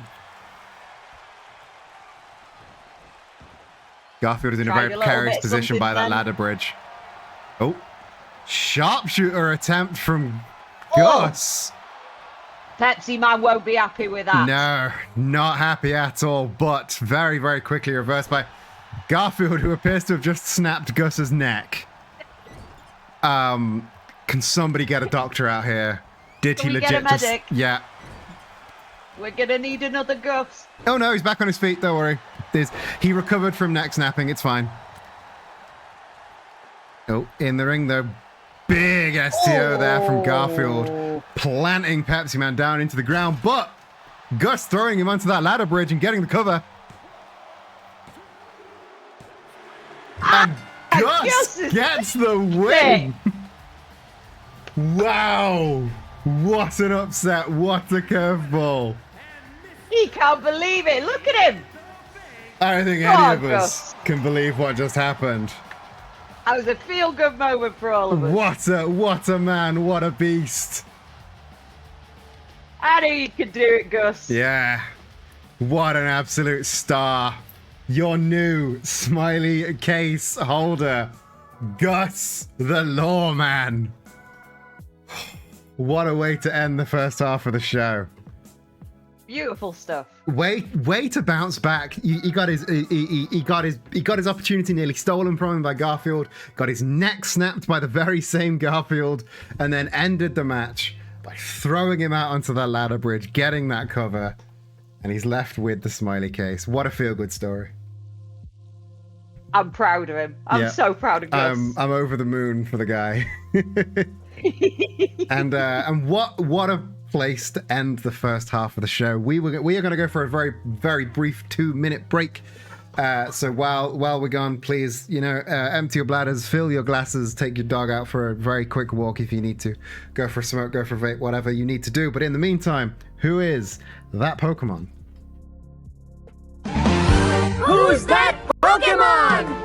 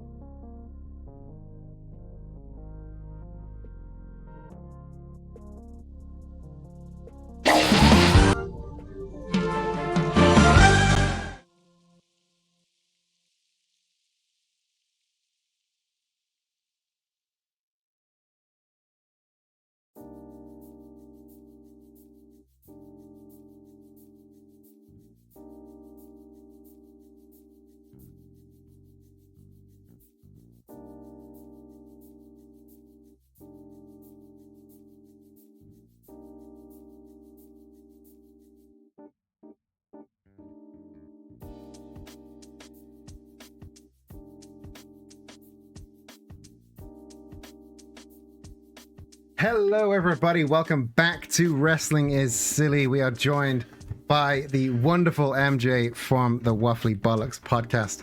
Geeks May Vary, thank you for coming in and thank you for the affiliate anniversary. Apparently, I hit affiliate 2 years ago on today, I think, which is exciting.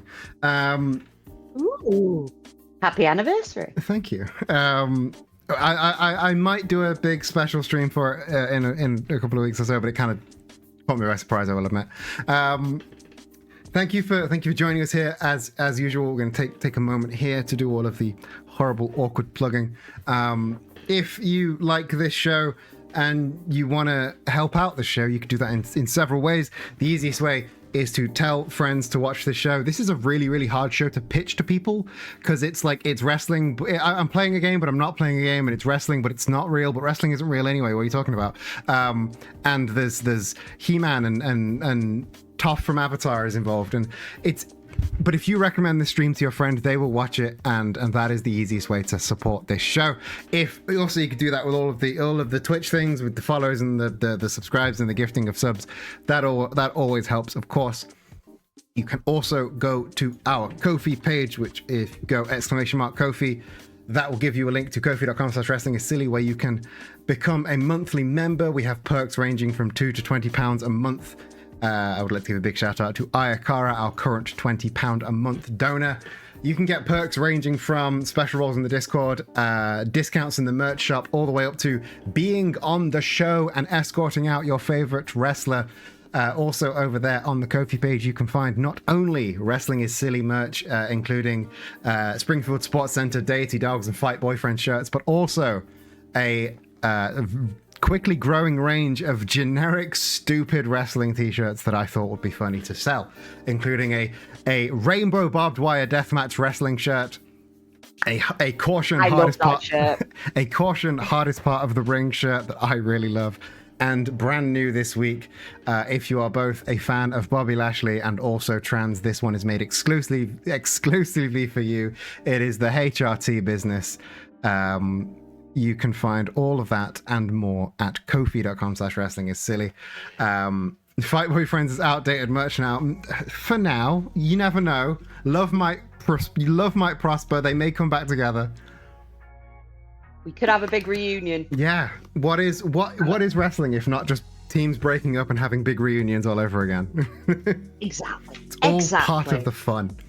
And of course, joining me this week is MJ from the Waffly Bollocks podcast. How are you finding your first go on Wrestling is Silly? I'm having a whale of a time. It's so much fun. Well, a lot of people on their first time, they're like, I'm sorry I'm being a bit quiet. I was too busy watching the show.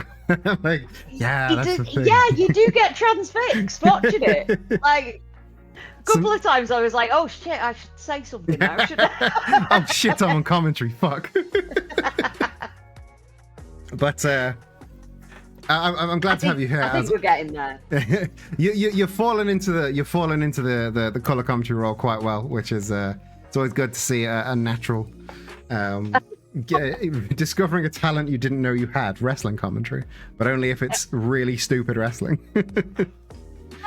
You know, I do watch a lot of random stupid wrestling, so I feel quite at home, really. Oh yeah, if you're a fan of like the old school like Chikara PWG days, you will fit right in here. Very much so, very much so. And going back to Wrestling is Silly, let's begin our second half here. Let's go over to the flippy shit division. We saw Karl Marx earlier, the first ever flippy shit champion, and now the current champion. Exclamation mark tip. We don't have an exclamation mark tip. That one doesn't do a thing. I don't know what you were trying to find, but Ko-fi's probably the best way to do that. Sorry, I tried to set up all of the different exclamation mark things, and I just didn't think of the word tip.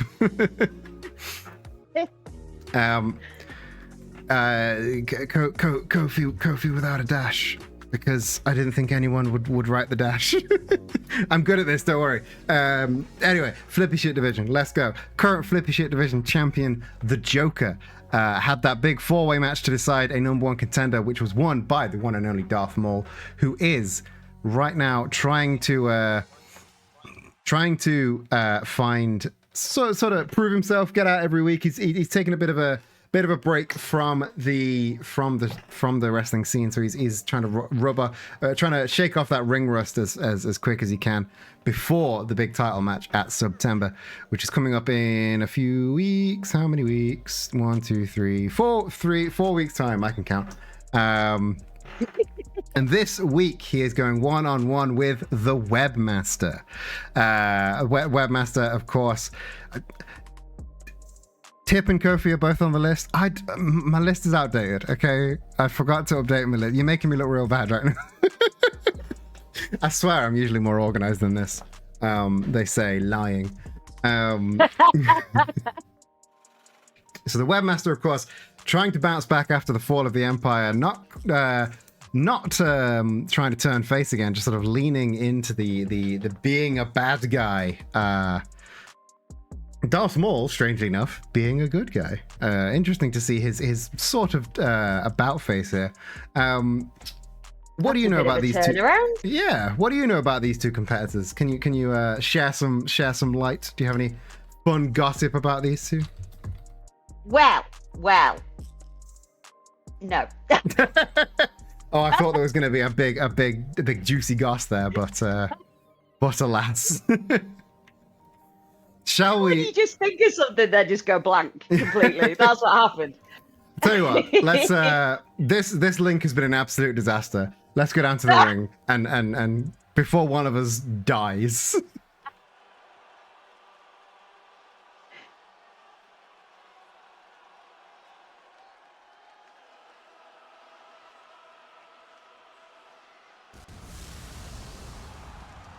Ooh.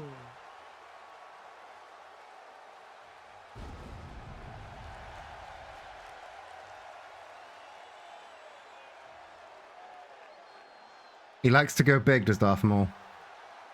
I was going to say, it's quite an entrance.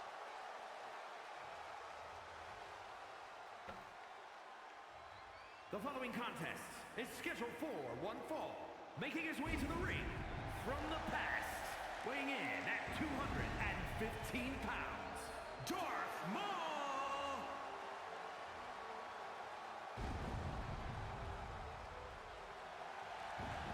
He's not fucking around. No, he's all business. We've said that a few times tonight, but he's genuinely all business.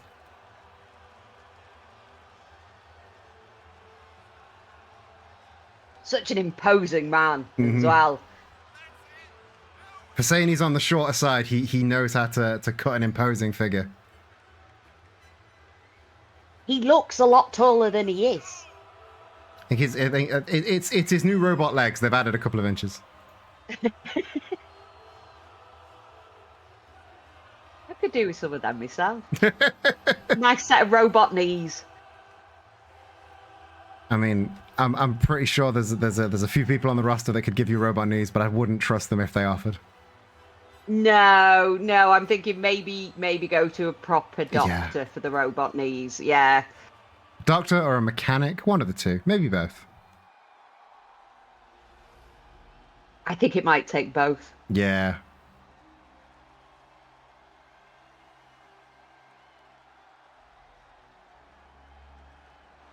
Here comes a webby boy. We have multiple webby boys. This is the bad webby boy. New York, weighing in at 180 pounds, the Webmaster. Used to be a hero to the people, and now they jeer when they hear his name. It's funny whenever Turn his back on them. Yeah, funny whenever Peter Parker gets in a wrestling ring, bad things happen. Like, yeah, true. I don't know why wrestling just makes him the worst version of himself. Yeah, it happened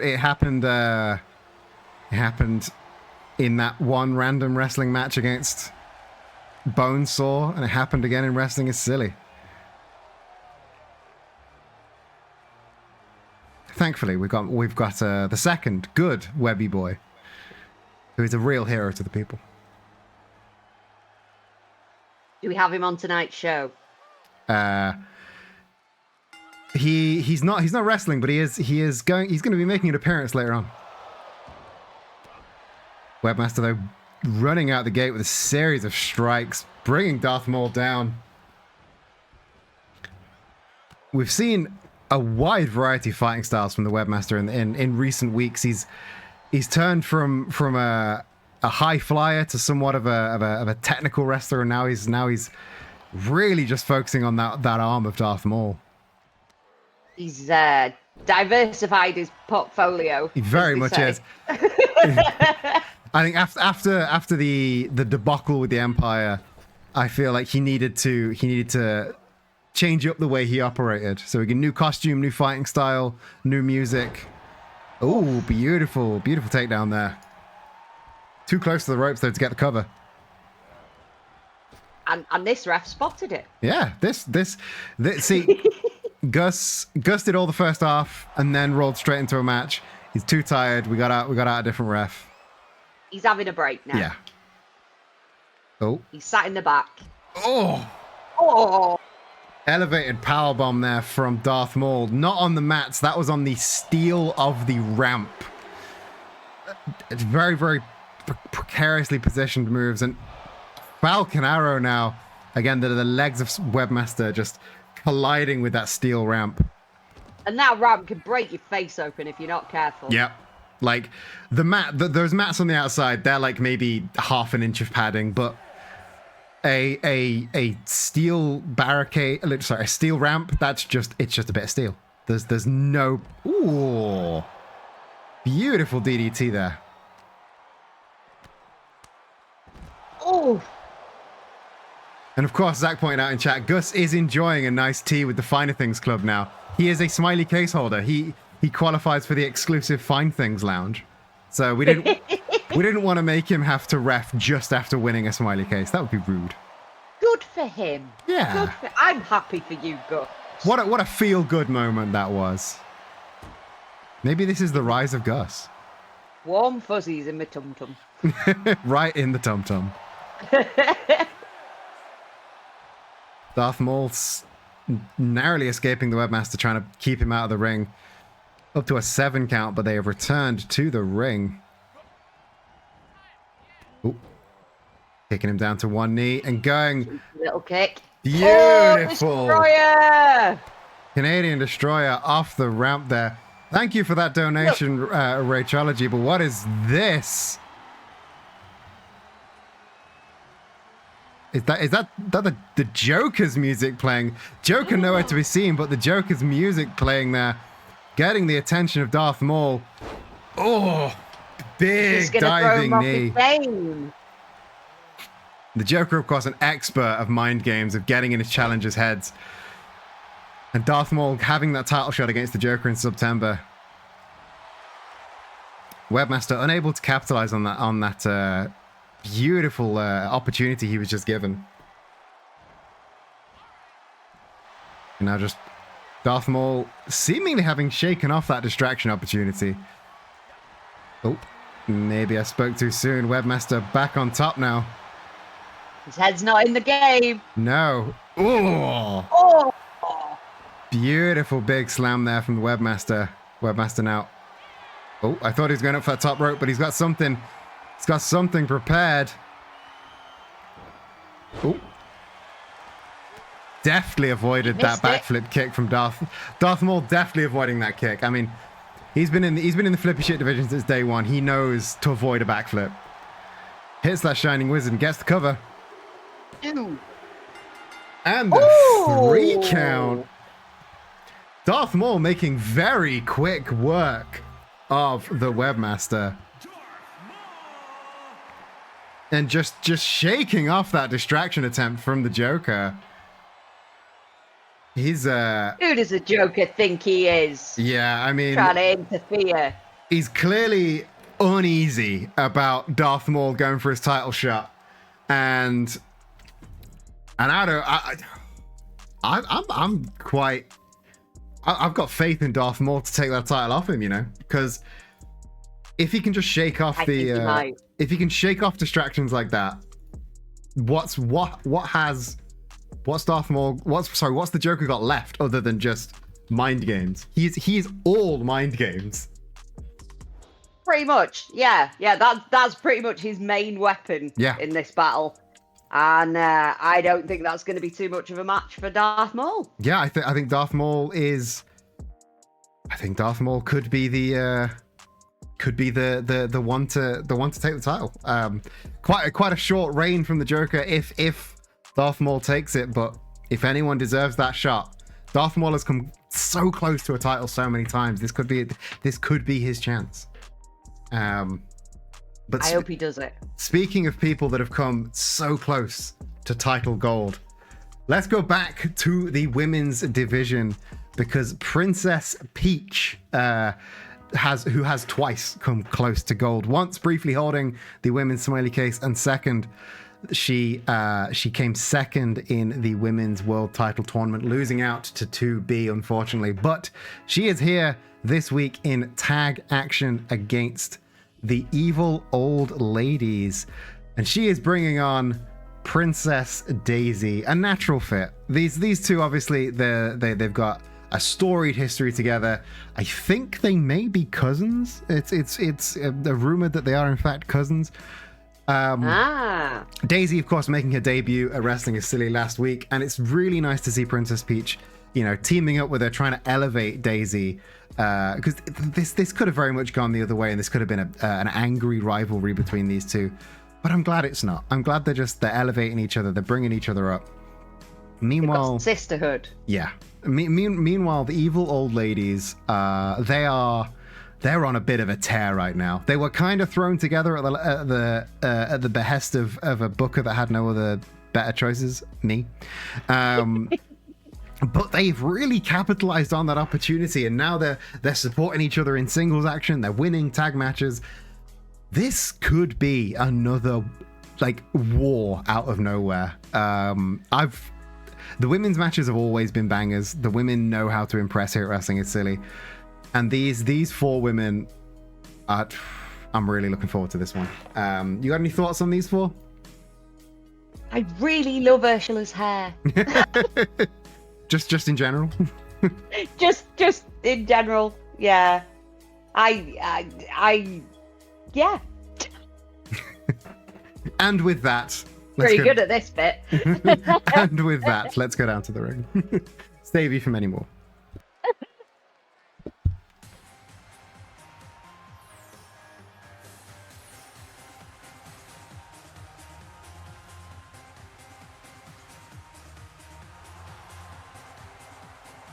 The following contest is a tag team match set for Daisy's so excited to be here. all the way to the ring.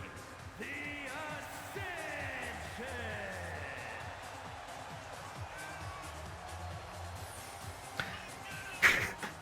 She's just so excited.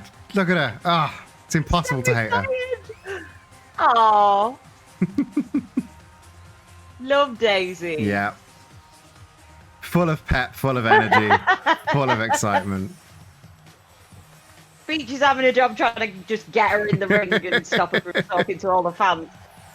Let her talk to the fans. Let her. If she's got fans, let her interact with those fans. That's what this show's all about.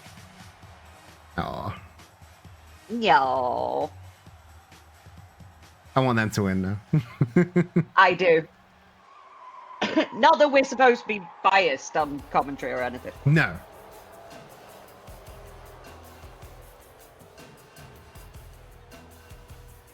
And their opponents, Evil Old Ladies.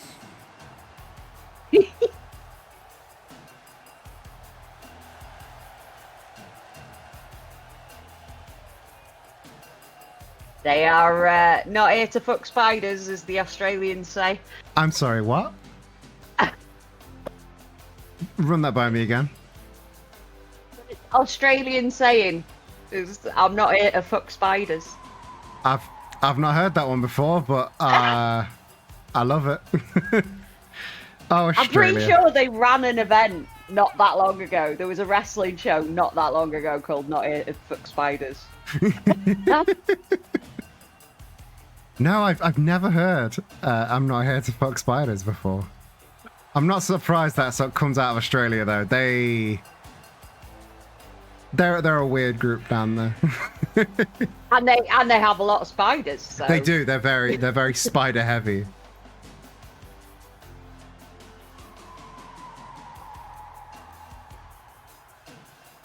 They're just having a natter on the way to the ring. Yeah, just I don't know if they're talking strategy or if they're just gossiping.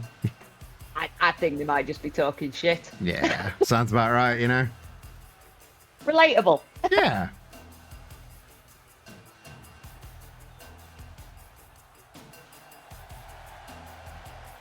We're really taking the time to get to the ring, really taking in every second of when the Poor spotlight is on Daisy, them. she's just bouncing on the outside.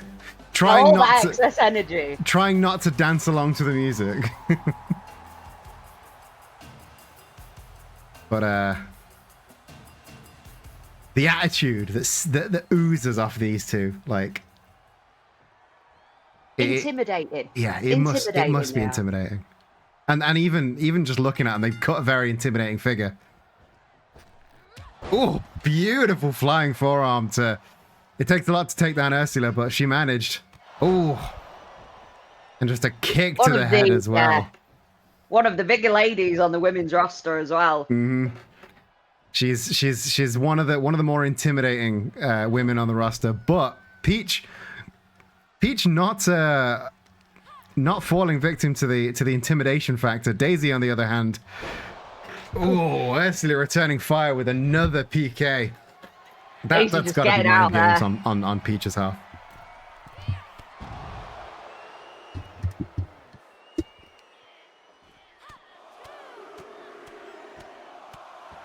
Oh,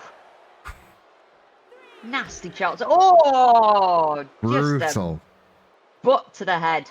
2. I think after the second one, you'd think to roll out the way, but yeah, I don't think Daisy was with it. No, I think maybe the first butt shot knocked her silly. Maybe. And now turning her attention to Peach on the outside. Just clubbing blows to the chest. 10 huge clubbing blows. Is she all right? Do we need to get someone? Yeah, somebody maybe go out and take a look at Peach. Meanwhile, on the inside, Daisy not faring much better. Just being forced into the mat by Ursula. Maybe Cruella didn't even need to come out for this one. No, Cruella. Sorry, Ursula. Ursula's got it handled, I think. Yeah. Oh, they're tagging in Cruella. Giving her a taste of the action. Wrestling in them heels. We've got a lot of people that wrestle in heels, and every single time I think, how can you even stand in those, let alone wrestle in them? Yeah, I have trouble standing in them as it is, let alone I'm walking and just let alone wrestling. It's hard, and she's doing backflips and all sorts in them, bouncing off the fucking ropes with them without snapping an ankle. That's worthy of a belt on its own. It's impressive. Mm-hmm. Speaking of impressive, Princess Peach hitting that jawbreaker and dodging the splash. Ursula though managing to force her way out of that waistlock. You threw her out the ring. Couldn't even break a fall by catching the apron on the way down. Just straight to the mat. Cruella making quick work of throwing her back in though, and Ursula back to those brutal chest shots. I would not like to be on the receiving end of one of them. Nope. Suppose Ursula didn't want Daisy to feel left out, but she's like the Oprah Winfrey of wrestling is silly. You get a shot to the head, and you get a shot to the head, and you get a shot to the head. Now, Princess Peach is not in a good state right now. Ursula dominating right now. Just dragging her to the middle of the ring like a rag doll. And up on the shoulders. Peach is trying to wriggle out. I'm not quite sure if she can make it. Oh, she breaks the hold. Managed to slip out that back door. That could have been very bad news. It looked like Ursula was aiming to throw her out the ring there. Oh, jawbreaker from Peach breaks the momentum for Ursula. Ursula though refusing to lock up. Just unfazed. Yeah, unfazed. Absolutely, like just oozes confidence, oozes just I am that bitch. I am gonna win this. You're just in my way. She is that bitch. She very much. Think. The evil old ladies are the personification of that bitch. Oh, tag is made. And Cruella throwing Ursula directly into Peach like a lawn dart. Peach, though, getting the tag. Brutal. And quite a show of strength from Cruella. Just throwing Ursula like that. Daisy, fresh-faced, coming back, seemingly shaking off those 10 blows to the chest. She's just about ready to bounce back, and she's got a burst of momentum right now. Oh, gets to sleep. And the back elbow was blocked, though. Again, trying to get into a striking game with someone like Ursula, it ain't gonna work. Oof. The spinning neck breaker, though, that'll work. You gotta use your momentum, your speed, your small size advantage. Gotta keep moving. Yep. Keep moving. Stick and move. Don't let him catch you. Ooh, Ursula, though. I didn't know she had a Hurricane Runner in her, but that was a beautiful one. Catching Daisy out of mid-stride.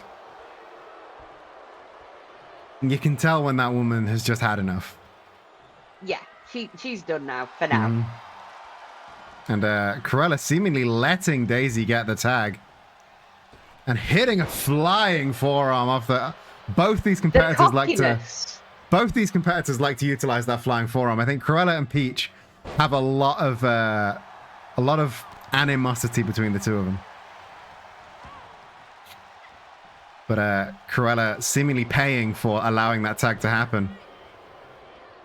But managing to mount, quite literally mount an offense. Smacking her in the head. Oof. Managing to break Peach's guard and get that one strike to the head. But that one strike's all it takes sometimes. Peach, though, get the boot up. Managing to tag back out to Daisy. I don't know which of these two princesses is in a better state right now. I think they're both a bit worse for wear, to be honest. They've both taken quite a beating. Oh, sleep and the lead. It's gonna take something to pull it back. Yeah, it's gonna take a bit of a miracle. The spinning but neck we break. have seen that happen here on Wrestling is Silly. People have come back from worse. People have come back from worse on this episode. But Daisy couldn't capitalize on the momentum that time. Cruella, up in the torture rack. The Dalmatian Damnation connects. Gets the cover. Just a 2 count. Peach nowhere to be seen on the breakup.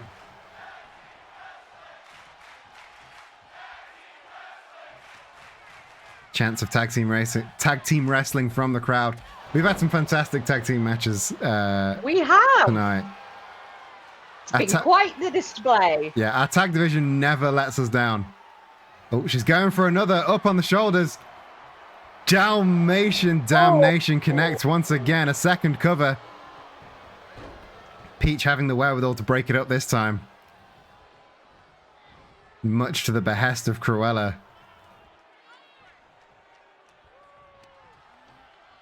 And now Cruella seemingly maybe getting the tag. Dragging her to the corner. Yeah, it's a big shot to the chest, shot to the gut by Ursula. And the big Fez press. Ursula's looking to finish this. Yeah, Ursula, she's pissed off. She's done. And I think Daisy's done as well. Peach couldn't break the pin up in time. The evil old ladies take the win. Peach did kind of just stand there and let it happen, which might be a bit suspicious. Maybe suspicious, or if we're thinking tactically here. Again, we mentioned it earlier. Take the L now to save years of your career if you have to keep wrestling. True. Because these two ladies would continue to just beat 7 shades of shit out of those princesses, and I don't know if they had much more in them. No, I think they were at the end of what they could do at that point. Mm-hmm. But from one women's match banger to another, we mentioned Spider-Man earlier in the show, and now Spider-Man says he's brought a friend, and that friend needs to be on this show. So we have decided to take him up on that because, you know, we're an open and accepting place. Well, if you've got a friend that likes wrestling, we'll give him a match. We have very low standards. So your penultimate match for tonight is the debut of Spider-Gwen versus Elsa. Now, we've seen a lot of Elsa. Elsa's got a lot of attitude here at Wrestling It's Silly. She is not the happy-go-lucky Snow Queen that everyone remembers from the films. This is going to be not very popular backstage. No, she's I often see her, you know, getting changed on her own. She's not great at making friends backstage. Apparently, she's quite cold, not very welcoming. So I can see that. Yeah. Yeah. Meanwhile, like Gwen's already got a friend, so she's clearly better at backstage politics than Elsa is. Clearly. But I'm very excited to see the debuting Spider-Gwen. I'm a big fan of Miles's work, big fan of Gwen's work as well. Do you want me to even ask if you have insight on these two, or shall we just go straight to the ring? Let's just go straight to the ring. Yeah, I thought you might say that. The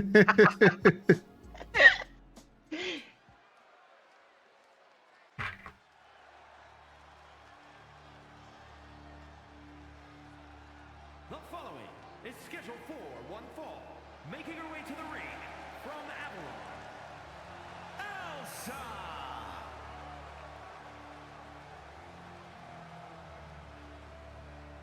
She doesn't look happy to be here. No, like I said, she's got a real attitude problem, has Elsa, and it's making her a lot of enemies.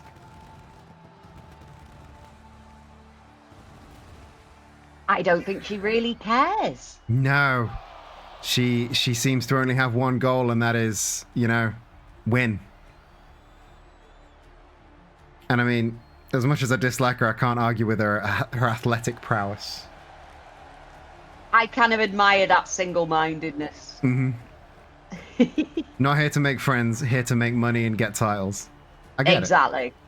I don't like it, but I get it.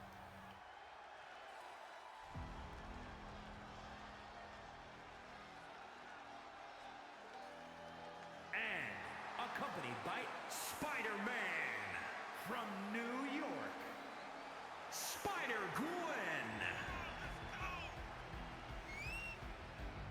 Speaking of no nonsense, Gwen straight to the ring. Yeah, I was gonna say, not messing around, just straight in there. Mm-hmm.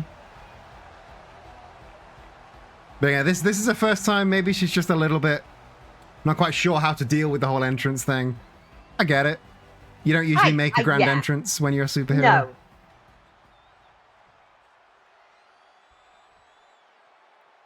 Choosing to fight in the hood is an interesting choice. Oh, beautiful It might punt be a kick. bit hot. Wrestling in a hood. I mean, fighting near Elsa, I think that might cancel out the heat. Good point. Good point. So maybe it's not something you need to worry about. Like having in-ring air conditioning. Yeah. she comes with her own aircon. It's maybe she should tell people that, and she might make more friends. But definitely not making any friends in the ring right now. Barely able to get to her feet. Gwen totally dominating so far. And a very technical domination there, working the legs, working the arm, that judo throw, even then, maintaining the wrist control. Gwen looking like she wants to put this one away quickly. Yeah. If I wasn't sure that she came here via web swing, I would assume that she only paid for like half an hour of parking and had to get off in a hurry. Because she seems to be here for a good time, not a long time. Oh, knees to the face and a beautiful spinning kick, but couldn't quite hit the lariat. Well, you know, she's got a city to save. Yeah, and it's not even like there's another Spider-Man. Wrestling. It's not even like there's another Spider-Man, because all of the Spider-Men are currently here. Yeah. Let's just hope no crime happens in the meantime. Ooh. Figure 4 off the ring post. That is not a good position for old Gwen. And it's not even like she could tap out, because that was not a valid submission because she was under the ropes. But she did have until 5. Yeah, she did have that 5 count, and bouncing back up to her feet though. Very, very educated feet of Gwen. I'm amazed she can still land kicks that hard after that kind of submission. Beautiful. Oh. Beautiful flying neck breaker there. Elsa though, countering the strikes, getting in some chops and slaps. Oh, kicking her up against that barricade. Two of them return to the ring. And oh, Elsa gets the sleep and turns around. Beautiful kneeling neck breaker. Oof. Again, I don't like her, but she's very good at what she does. She is. Meanwhile, Spider-Gwen gets the... Oh, butterfly suplex, hangs on, gets a second one. Oh, hangs on again. Number 3. And the face buster to finish. Beautiful combination there. Oh. And up against the ropes, the sleep and the leap and the flying kick there. Gwen really showing off her athleticism here. I don't think Elsa was ready for this. No, she was not. And the guillotine submission now. Ooh. Elsa just about enough reach to get a couple of shots into the back to get freedom. Oh, drop toe hold though. Gwen right back at it with the STF. Oh. And she's determined to tap her out. She really is. Elsa though not having any of it. Again, just about able to bust out of that submission hold. And guillotining guillotining Gwen off that top rope. Huge super kick though, gets the cover. Just a 2 count though.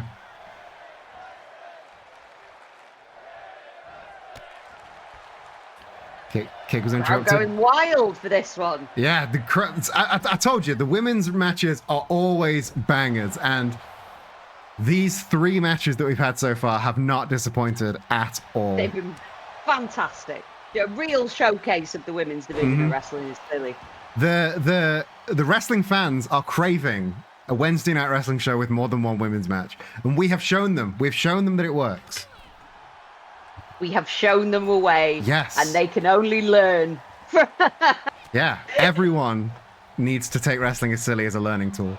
Oh, beautiful DDT off the springboard. Oh! Elsa's head making connection with the apron there. That is going to that is going to slow her down just a little bit. As the fight spills to the outside. Oh, it's a disrespectful slap to the face from Elsa. I was going to say that was more about disrespect than hurting. Yeah, this seemingly has gotten quite personal quite fast, at the very least from Elsa's point of view. They're trying to submission on the outside, which isn't going to do anything. It's not going to get you the win, but it will slows do them some down. damage. It does some damage, and it forces the kick out. Meanwhile, we're very nearly at a 10 count. A 9. Oh, just. Elsa getting the win via count out. Oh. Now, we have a history here at Wrestling is Silly. We do not like a count out victory. No. And we said Elsa isn't here to make friends. Clearly, she's not here to make fans either, because she's taking in that victory as... Look at her. She looks like she's just headlined WrestleMania with that victory. Yeah, reminds me of Lex Luger. Yeah. When he won by a count out and everyone had him on the shoulders. Yeah. Yeah, that is full Lex Express energy with that win. And I kind of feel bad for Gwen, because just as she was getting into the swing of things, if you pardon the expression, she was just I don't think that's going to be the last we see of Spider-Gwen, though. Not at all. I don't think that's the last we're going to see between those two. Gotta be. They can't leave it there. No, that could not be the end of that tale between those two competitors. there is a lot more left unsaid between those two. And that leaves us just in time for our main event. Now, this main event, seemingly, at first glance, it's just a random singles match. Our main event this evening, Kiryu Kazuma versus Homer Simpson. And again, at first glance, that seems to be like just a, I don't know, what's that? That's nothing. But Kiryu is coming to the ring with Sonic Generations, and the Sonics have been the targets of an endless assault from the current tag team champions, Springfield Sports Center. So Kiryu seemingly has seen these two small animals being bullied by these two large men and gone, no, that's enough. I'm stepping in, I'm being the adult in the room. And Good for him. this is a very noble, very in-character move from Kiryu, but with Kiryu also being chased by this weirdo in a mask for the last couple of weeks, I am not sure if making more enemies is a good decision for him right now. But No, maybe not. Kiryu always has been helpful to a fault, and He's a good boy. Yeah, he is the eternal good boy. So so he has stepped in and he has decided that he is making Springfield Sports Center his problem. So your main event for this week, Kiryu Kazuma versus Homer Simpson. Any final words before the main event? I'm just very excited. Would you like to do the Mark Henry thing? Oh, can I? I will let you. Okay. It's time for the main event. Incredible, thank you. I always wanted to do that. I get to do it every week, it's great. The following contest is scheduled for one fall. Making his way to the ring, representing Five Just Friends from Tokyo, Japan. Weighing in at 228 pounds, Kiryu Kazuma. Coming out with both halves of Sonic Generations. I think, again, since he's got this masked weirdo attacking him, maybe I said making enemies is probably a bad idea, but making friends, definitely a good idea. So maybe allying himself with the two Sonics, I think that's a pretty wise move. Yeah, it's a good idea. I don't think you can have too many allies in this business. No. And obviously, Kiryu and Sonics, they've got a long track history of obviously they've given years of shared console space. I think they used to share an office.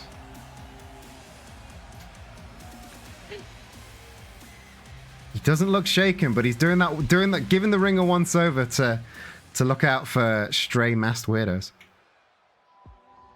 Wise decision. And I can't say I blame him. No. Say I blame him. It's enough to make anybody paranoid. Yeah.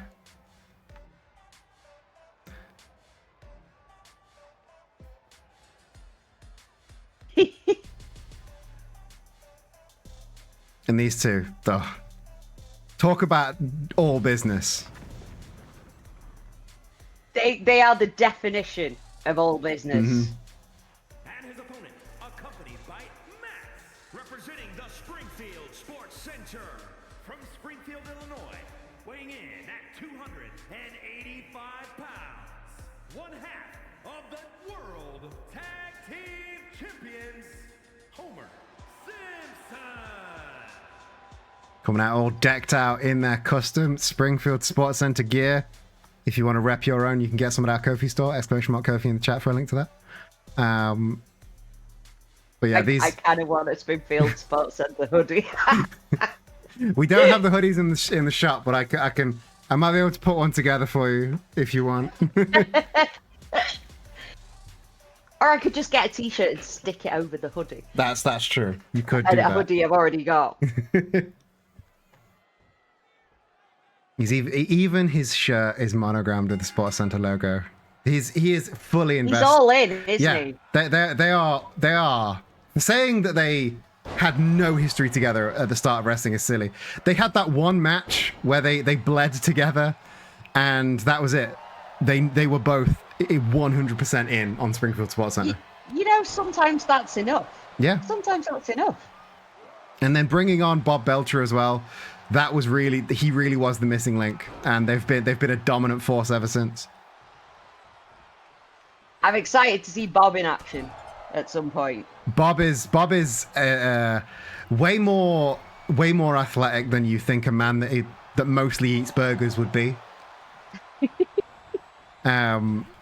He's all beef. He's 100% prime beef. Speaking of prime beef, that huge shoulder tackle turning Kiryu inside out. Homer had a bit of an issue getting off the starting blocks here, but that Sports Center dominance just about kicking in. Stomp to the head there. Kiryu doesn't seem to quite know what to do with this. Yeah, he's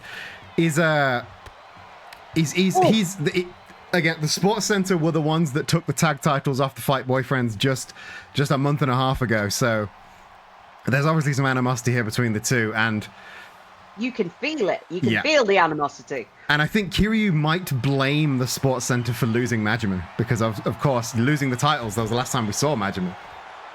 Oh, the Snake Eyes hits in the cover. Oof. Just a one though. Kiryu not going down that easy. Oh. I was frustrated by that kick out. Oh, beautiful roll through into a knee bar though by Homer. Kiryu though with a single stomp getting out of it. Homer obviously a fan of MMA, likes watching UFC tapes in his basement. Oh, most definitely. Beautiful Hurricane Rana attempt. Hurricane Rana by Kiryu though. Kiryu, of course, a big history of deathmatch wrestling back in Japan. Knee. Huge rising knee strike. Just a Kiryu, 2 count. Surprisingly unscarred up from his time doing death matches in Japan. I mean, you would think that. Like, you'd think he'd be, obviously, of course, the death matches in the Colosseums in Kamurocho, they are violent affairs, so you'd think he'd be more scarred up, but he's just superhuman like that. That was where he and Majima first bonded in the Colosseum. Oh, huge spear out of nowhere from Homer. He looks about ready to end this. Lifting Kiryu up and the... Gets the cover. Oh, Kiryu kicking out though. What a move. The very last second. Yeah. He calls that the max power, but it wasn't enough power to keep Kiryu down. Kiryu back up to his feet just in time. Oh!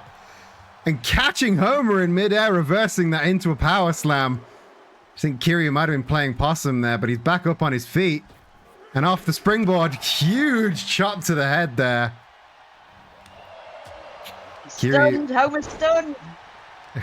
Not stunned enough to avoid that judo toss though. Oh, nasty boot to the elbow. Yeah, these are two of our hardest hitting competitors, and to see them go off in the ring again, it's only the biggest and beefiest strikes.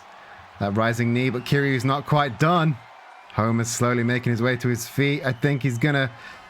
The essence of beast mode! He gets the cover. Oh! Couldn't quite connect though. That hasn't slowed him down though. Homer trying to fight back, but he's on the back foot now. Huge power slam. Kiryu a little bit dazed there. Misjudged the kick, but Homer couldn't capitalize on the waistlock. Elbows both ways, and a big lariat takes Kiryu off his feet. Ooh, series of strikes from Kiryu. Just kicking him in the thigh. Trying to chop him down, but could not quite do it. Double underhooks. Tiger driver. Shades of Will Ospreay there. Homer taking a strategic exit to avoid getting pinned. Kiryu following him out though. Movie Sonic there, rushing to intervene. before realizing that no, that's gonna get Kiryu DQ'd. Beautiful drop kick there. Beautiful. His form is perfect. And now the head scissors on the outside. We saw this from Elsa last time, and I think again it's just forcing Homer to expel the energy to break the hold. Just wear him down. Yeah. Wear him down. That's what you got to do. And again, forcing him to break out. It's a beautiful series of strikes. Throwing him back in. Zach in the chat pointing out, surely he calls that the Kamaki Tiger drop. Of course, sorry. I know you work backstage with the Fight Boy friends. I wasn't aware that he called that the Tiger drop, but it makes total sense.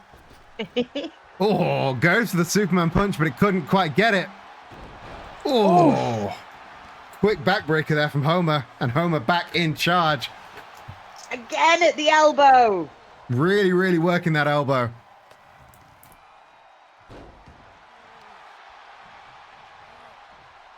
Just the sounds of those Yeah, forearms to the head. It is. Again, these are two big, beefy boys. Every one of those hits counts. The spear connects, and he gets the cover. Oh, Just the two, though. Out again. Homer looked like he thought that was it, but I think he's going for another max power, and this has got to be it for Kiryu. He's up and back down, gets the cover. I'd be very shocked if Kiryu can kick out of this. Oh, just too strong for him. Yeah. Too strong. That max power just planting him down into the ground. It's a valiant effort though by Kiryu, trying to make friends. I think he just might have made another enemy.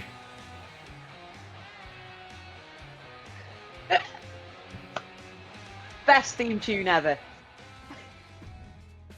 The SEC remains strong. They do. They remain incredibly strong, incredibly dominant. And that brings us to the end of Wrestling is Silly for this week. Thank you, everybody in chat, for joining me. And thank you, MJ, for joining me here at the commentary desk. If people liked hearing your voice, where can they find you? Where can they hear more of you? Well, you can find me on Twitter. I'm not calling it the other thing. At Wrassletrash. You can hear us on Waffly Bollocks, a wrestling podcast where we talk about whatever wrestling that we sort of found interesting that week. Those are the two main places to find me, really. I would very much recommend, if you like wrestling, listen to the Waffly Bollocks podcast.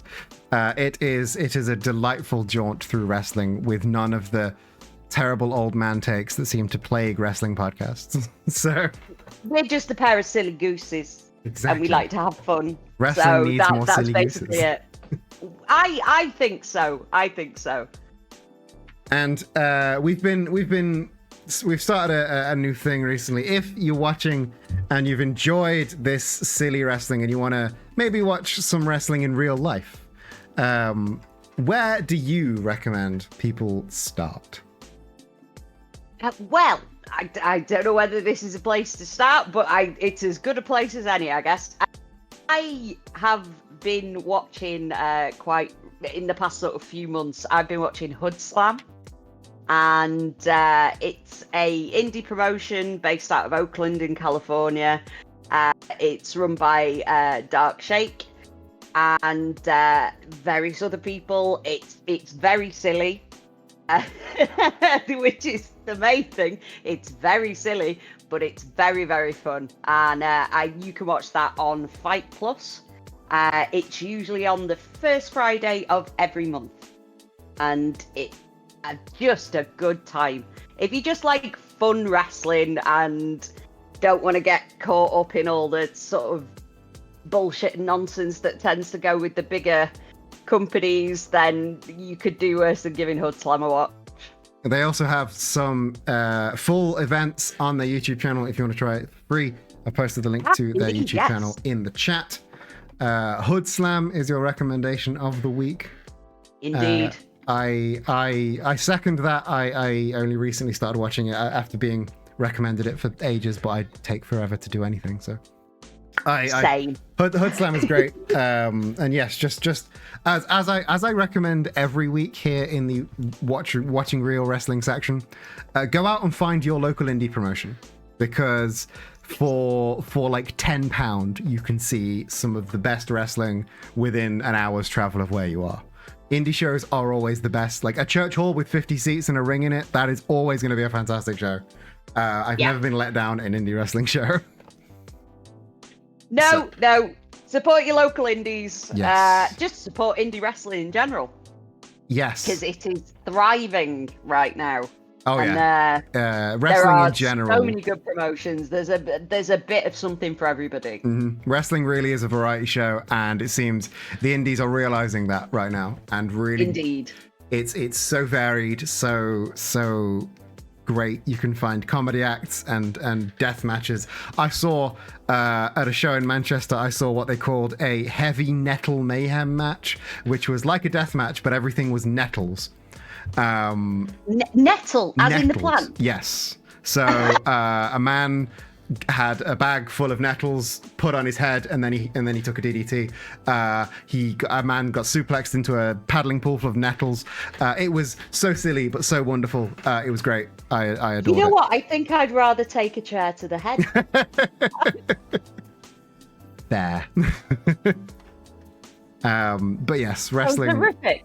Wrestling is great. Indie wrestling is great. Watch Hood Slam. And we will be back same time next week as we inch slowly closer to our September special, which will be on the first week of September. But we're going to end the show as we end every single show by finding somebody to raid, and my good friend May at .matrix is streaming Barbie Horse Adventure, and I don't know why, but I'm going to send you all to watch some Barbie Horse Adventures with me. So Yay! there is your raid message. Even if you just drop the message and run away, that's all I require from you. Join us in the Discord, buy our gay little pins at nerdyquaid.com, and until next time, Buccaneer, Buckafar, wherever the buck you are, I hope you have a fantastic rest of your day. I will see you in the next stream, and love you, bye.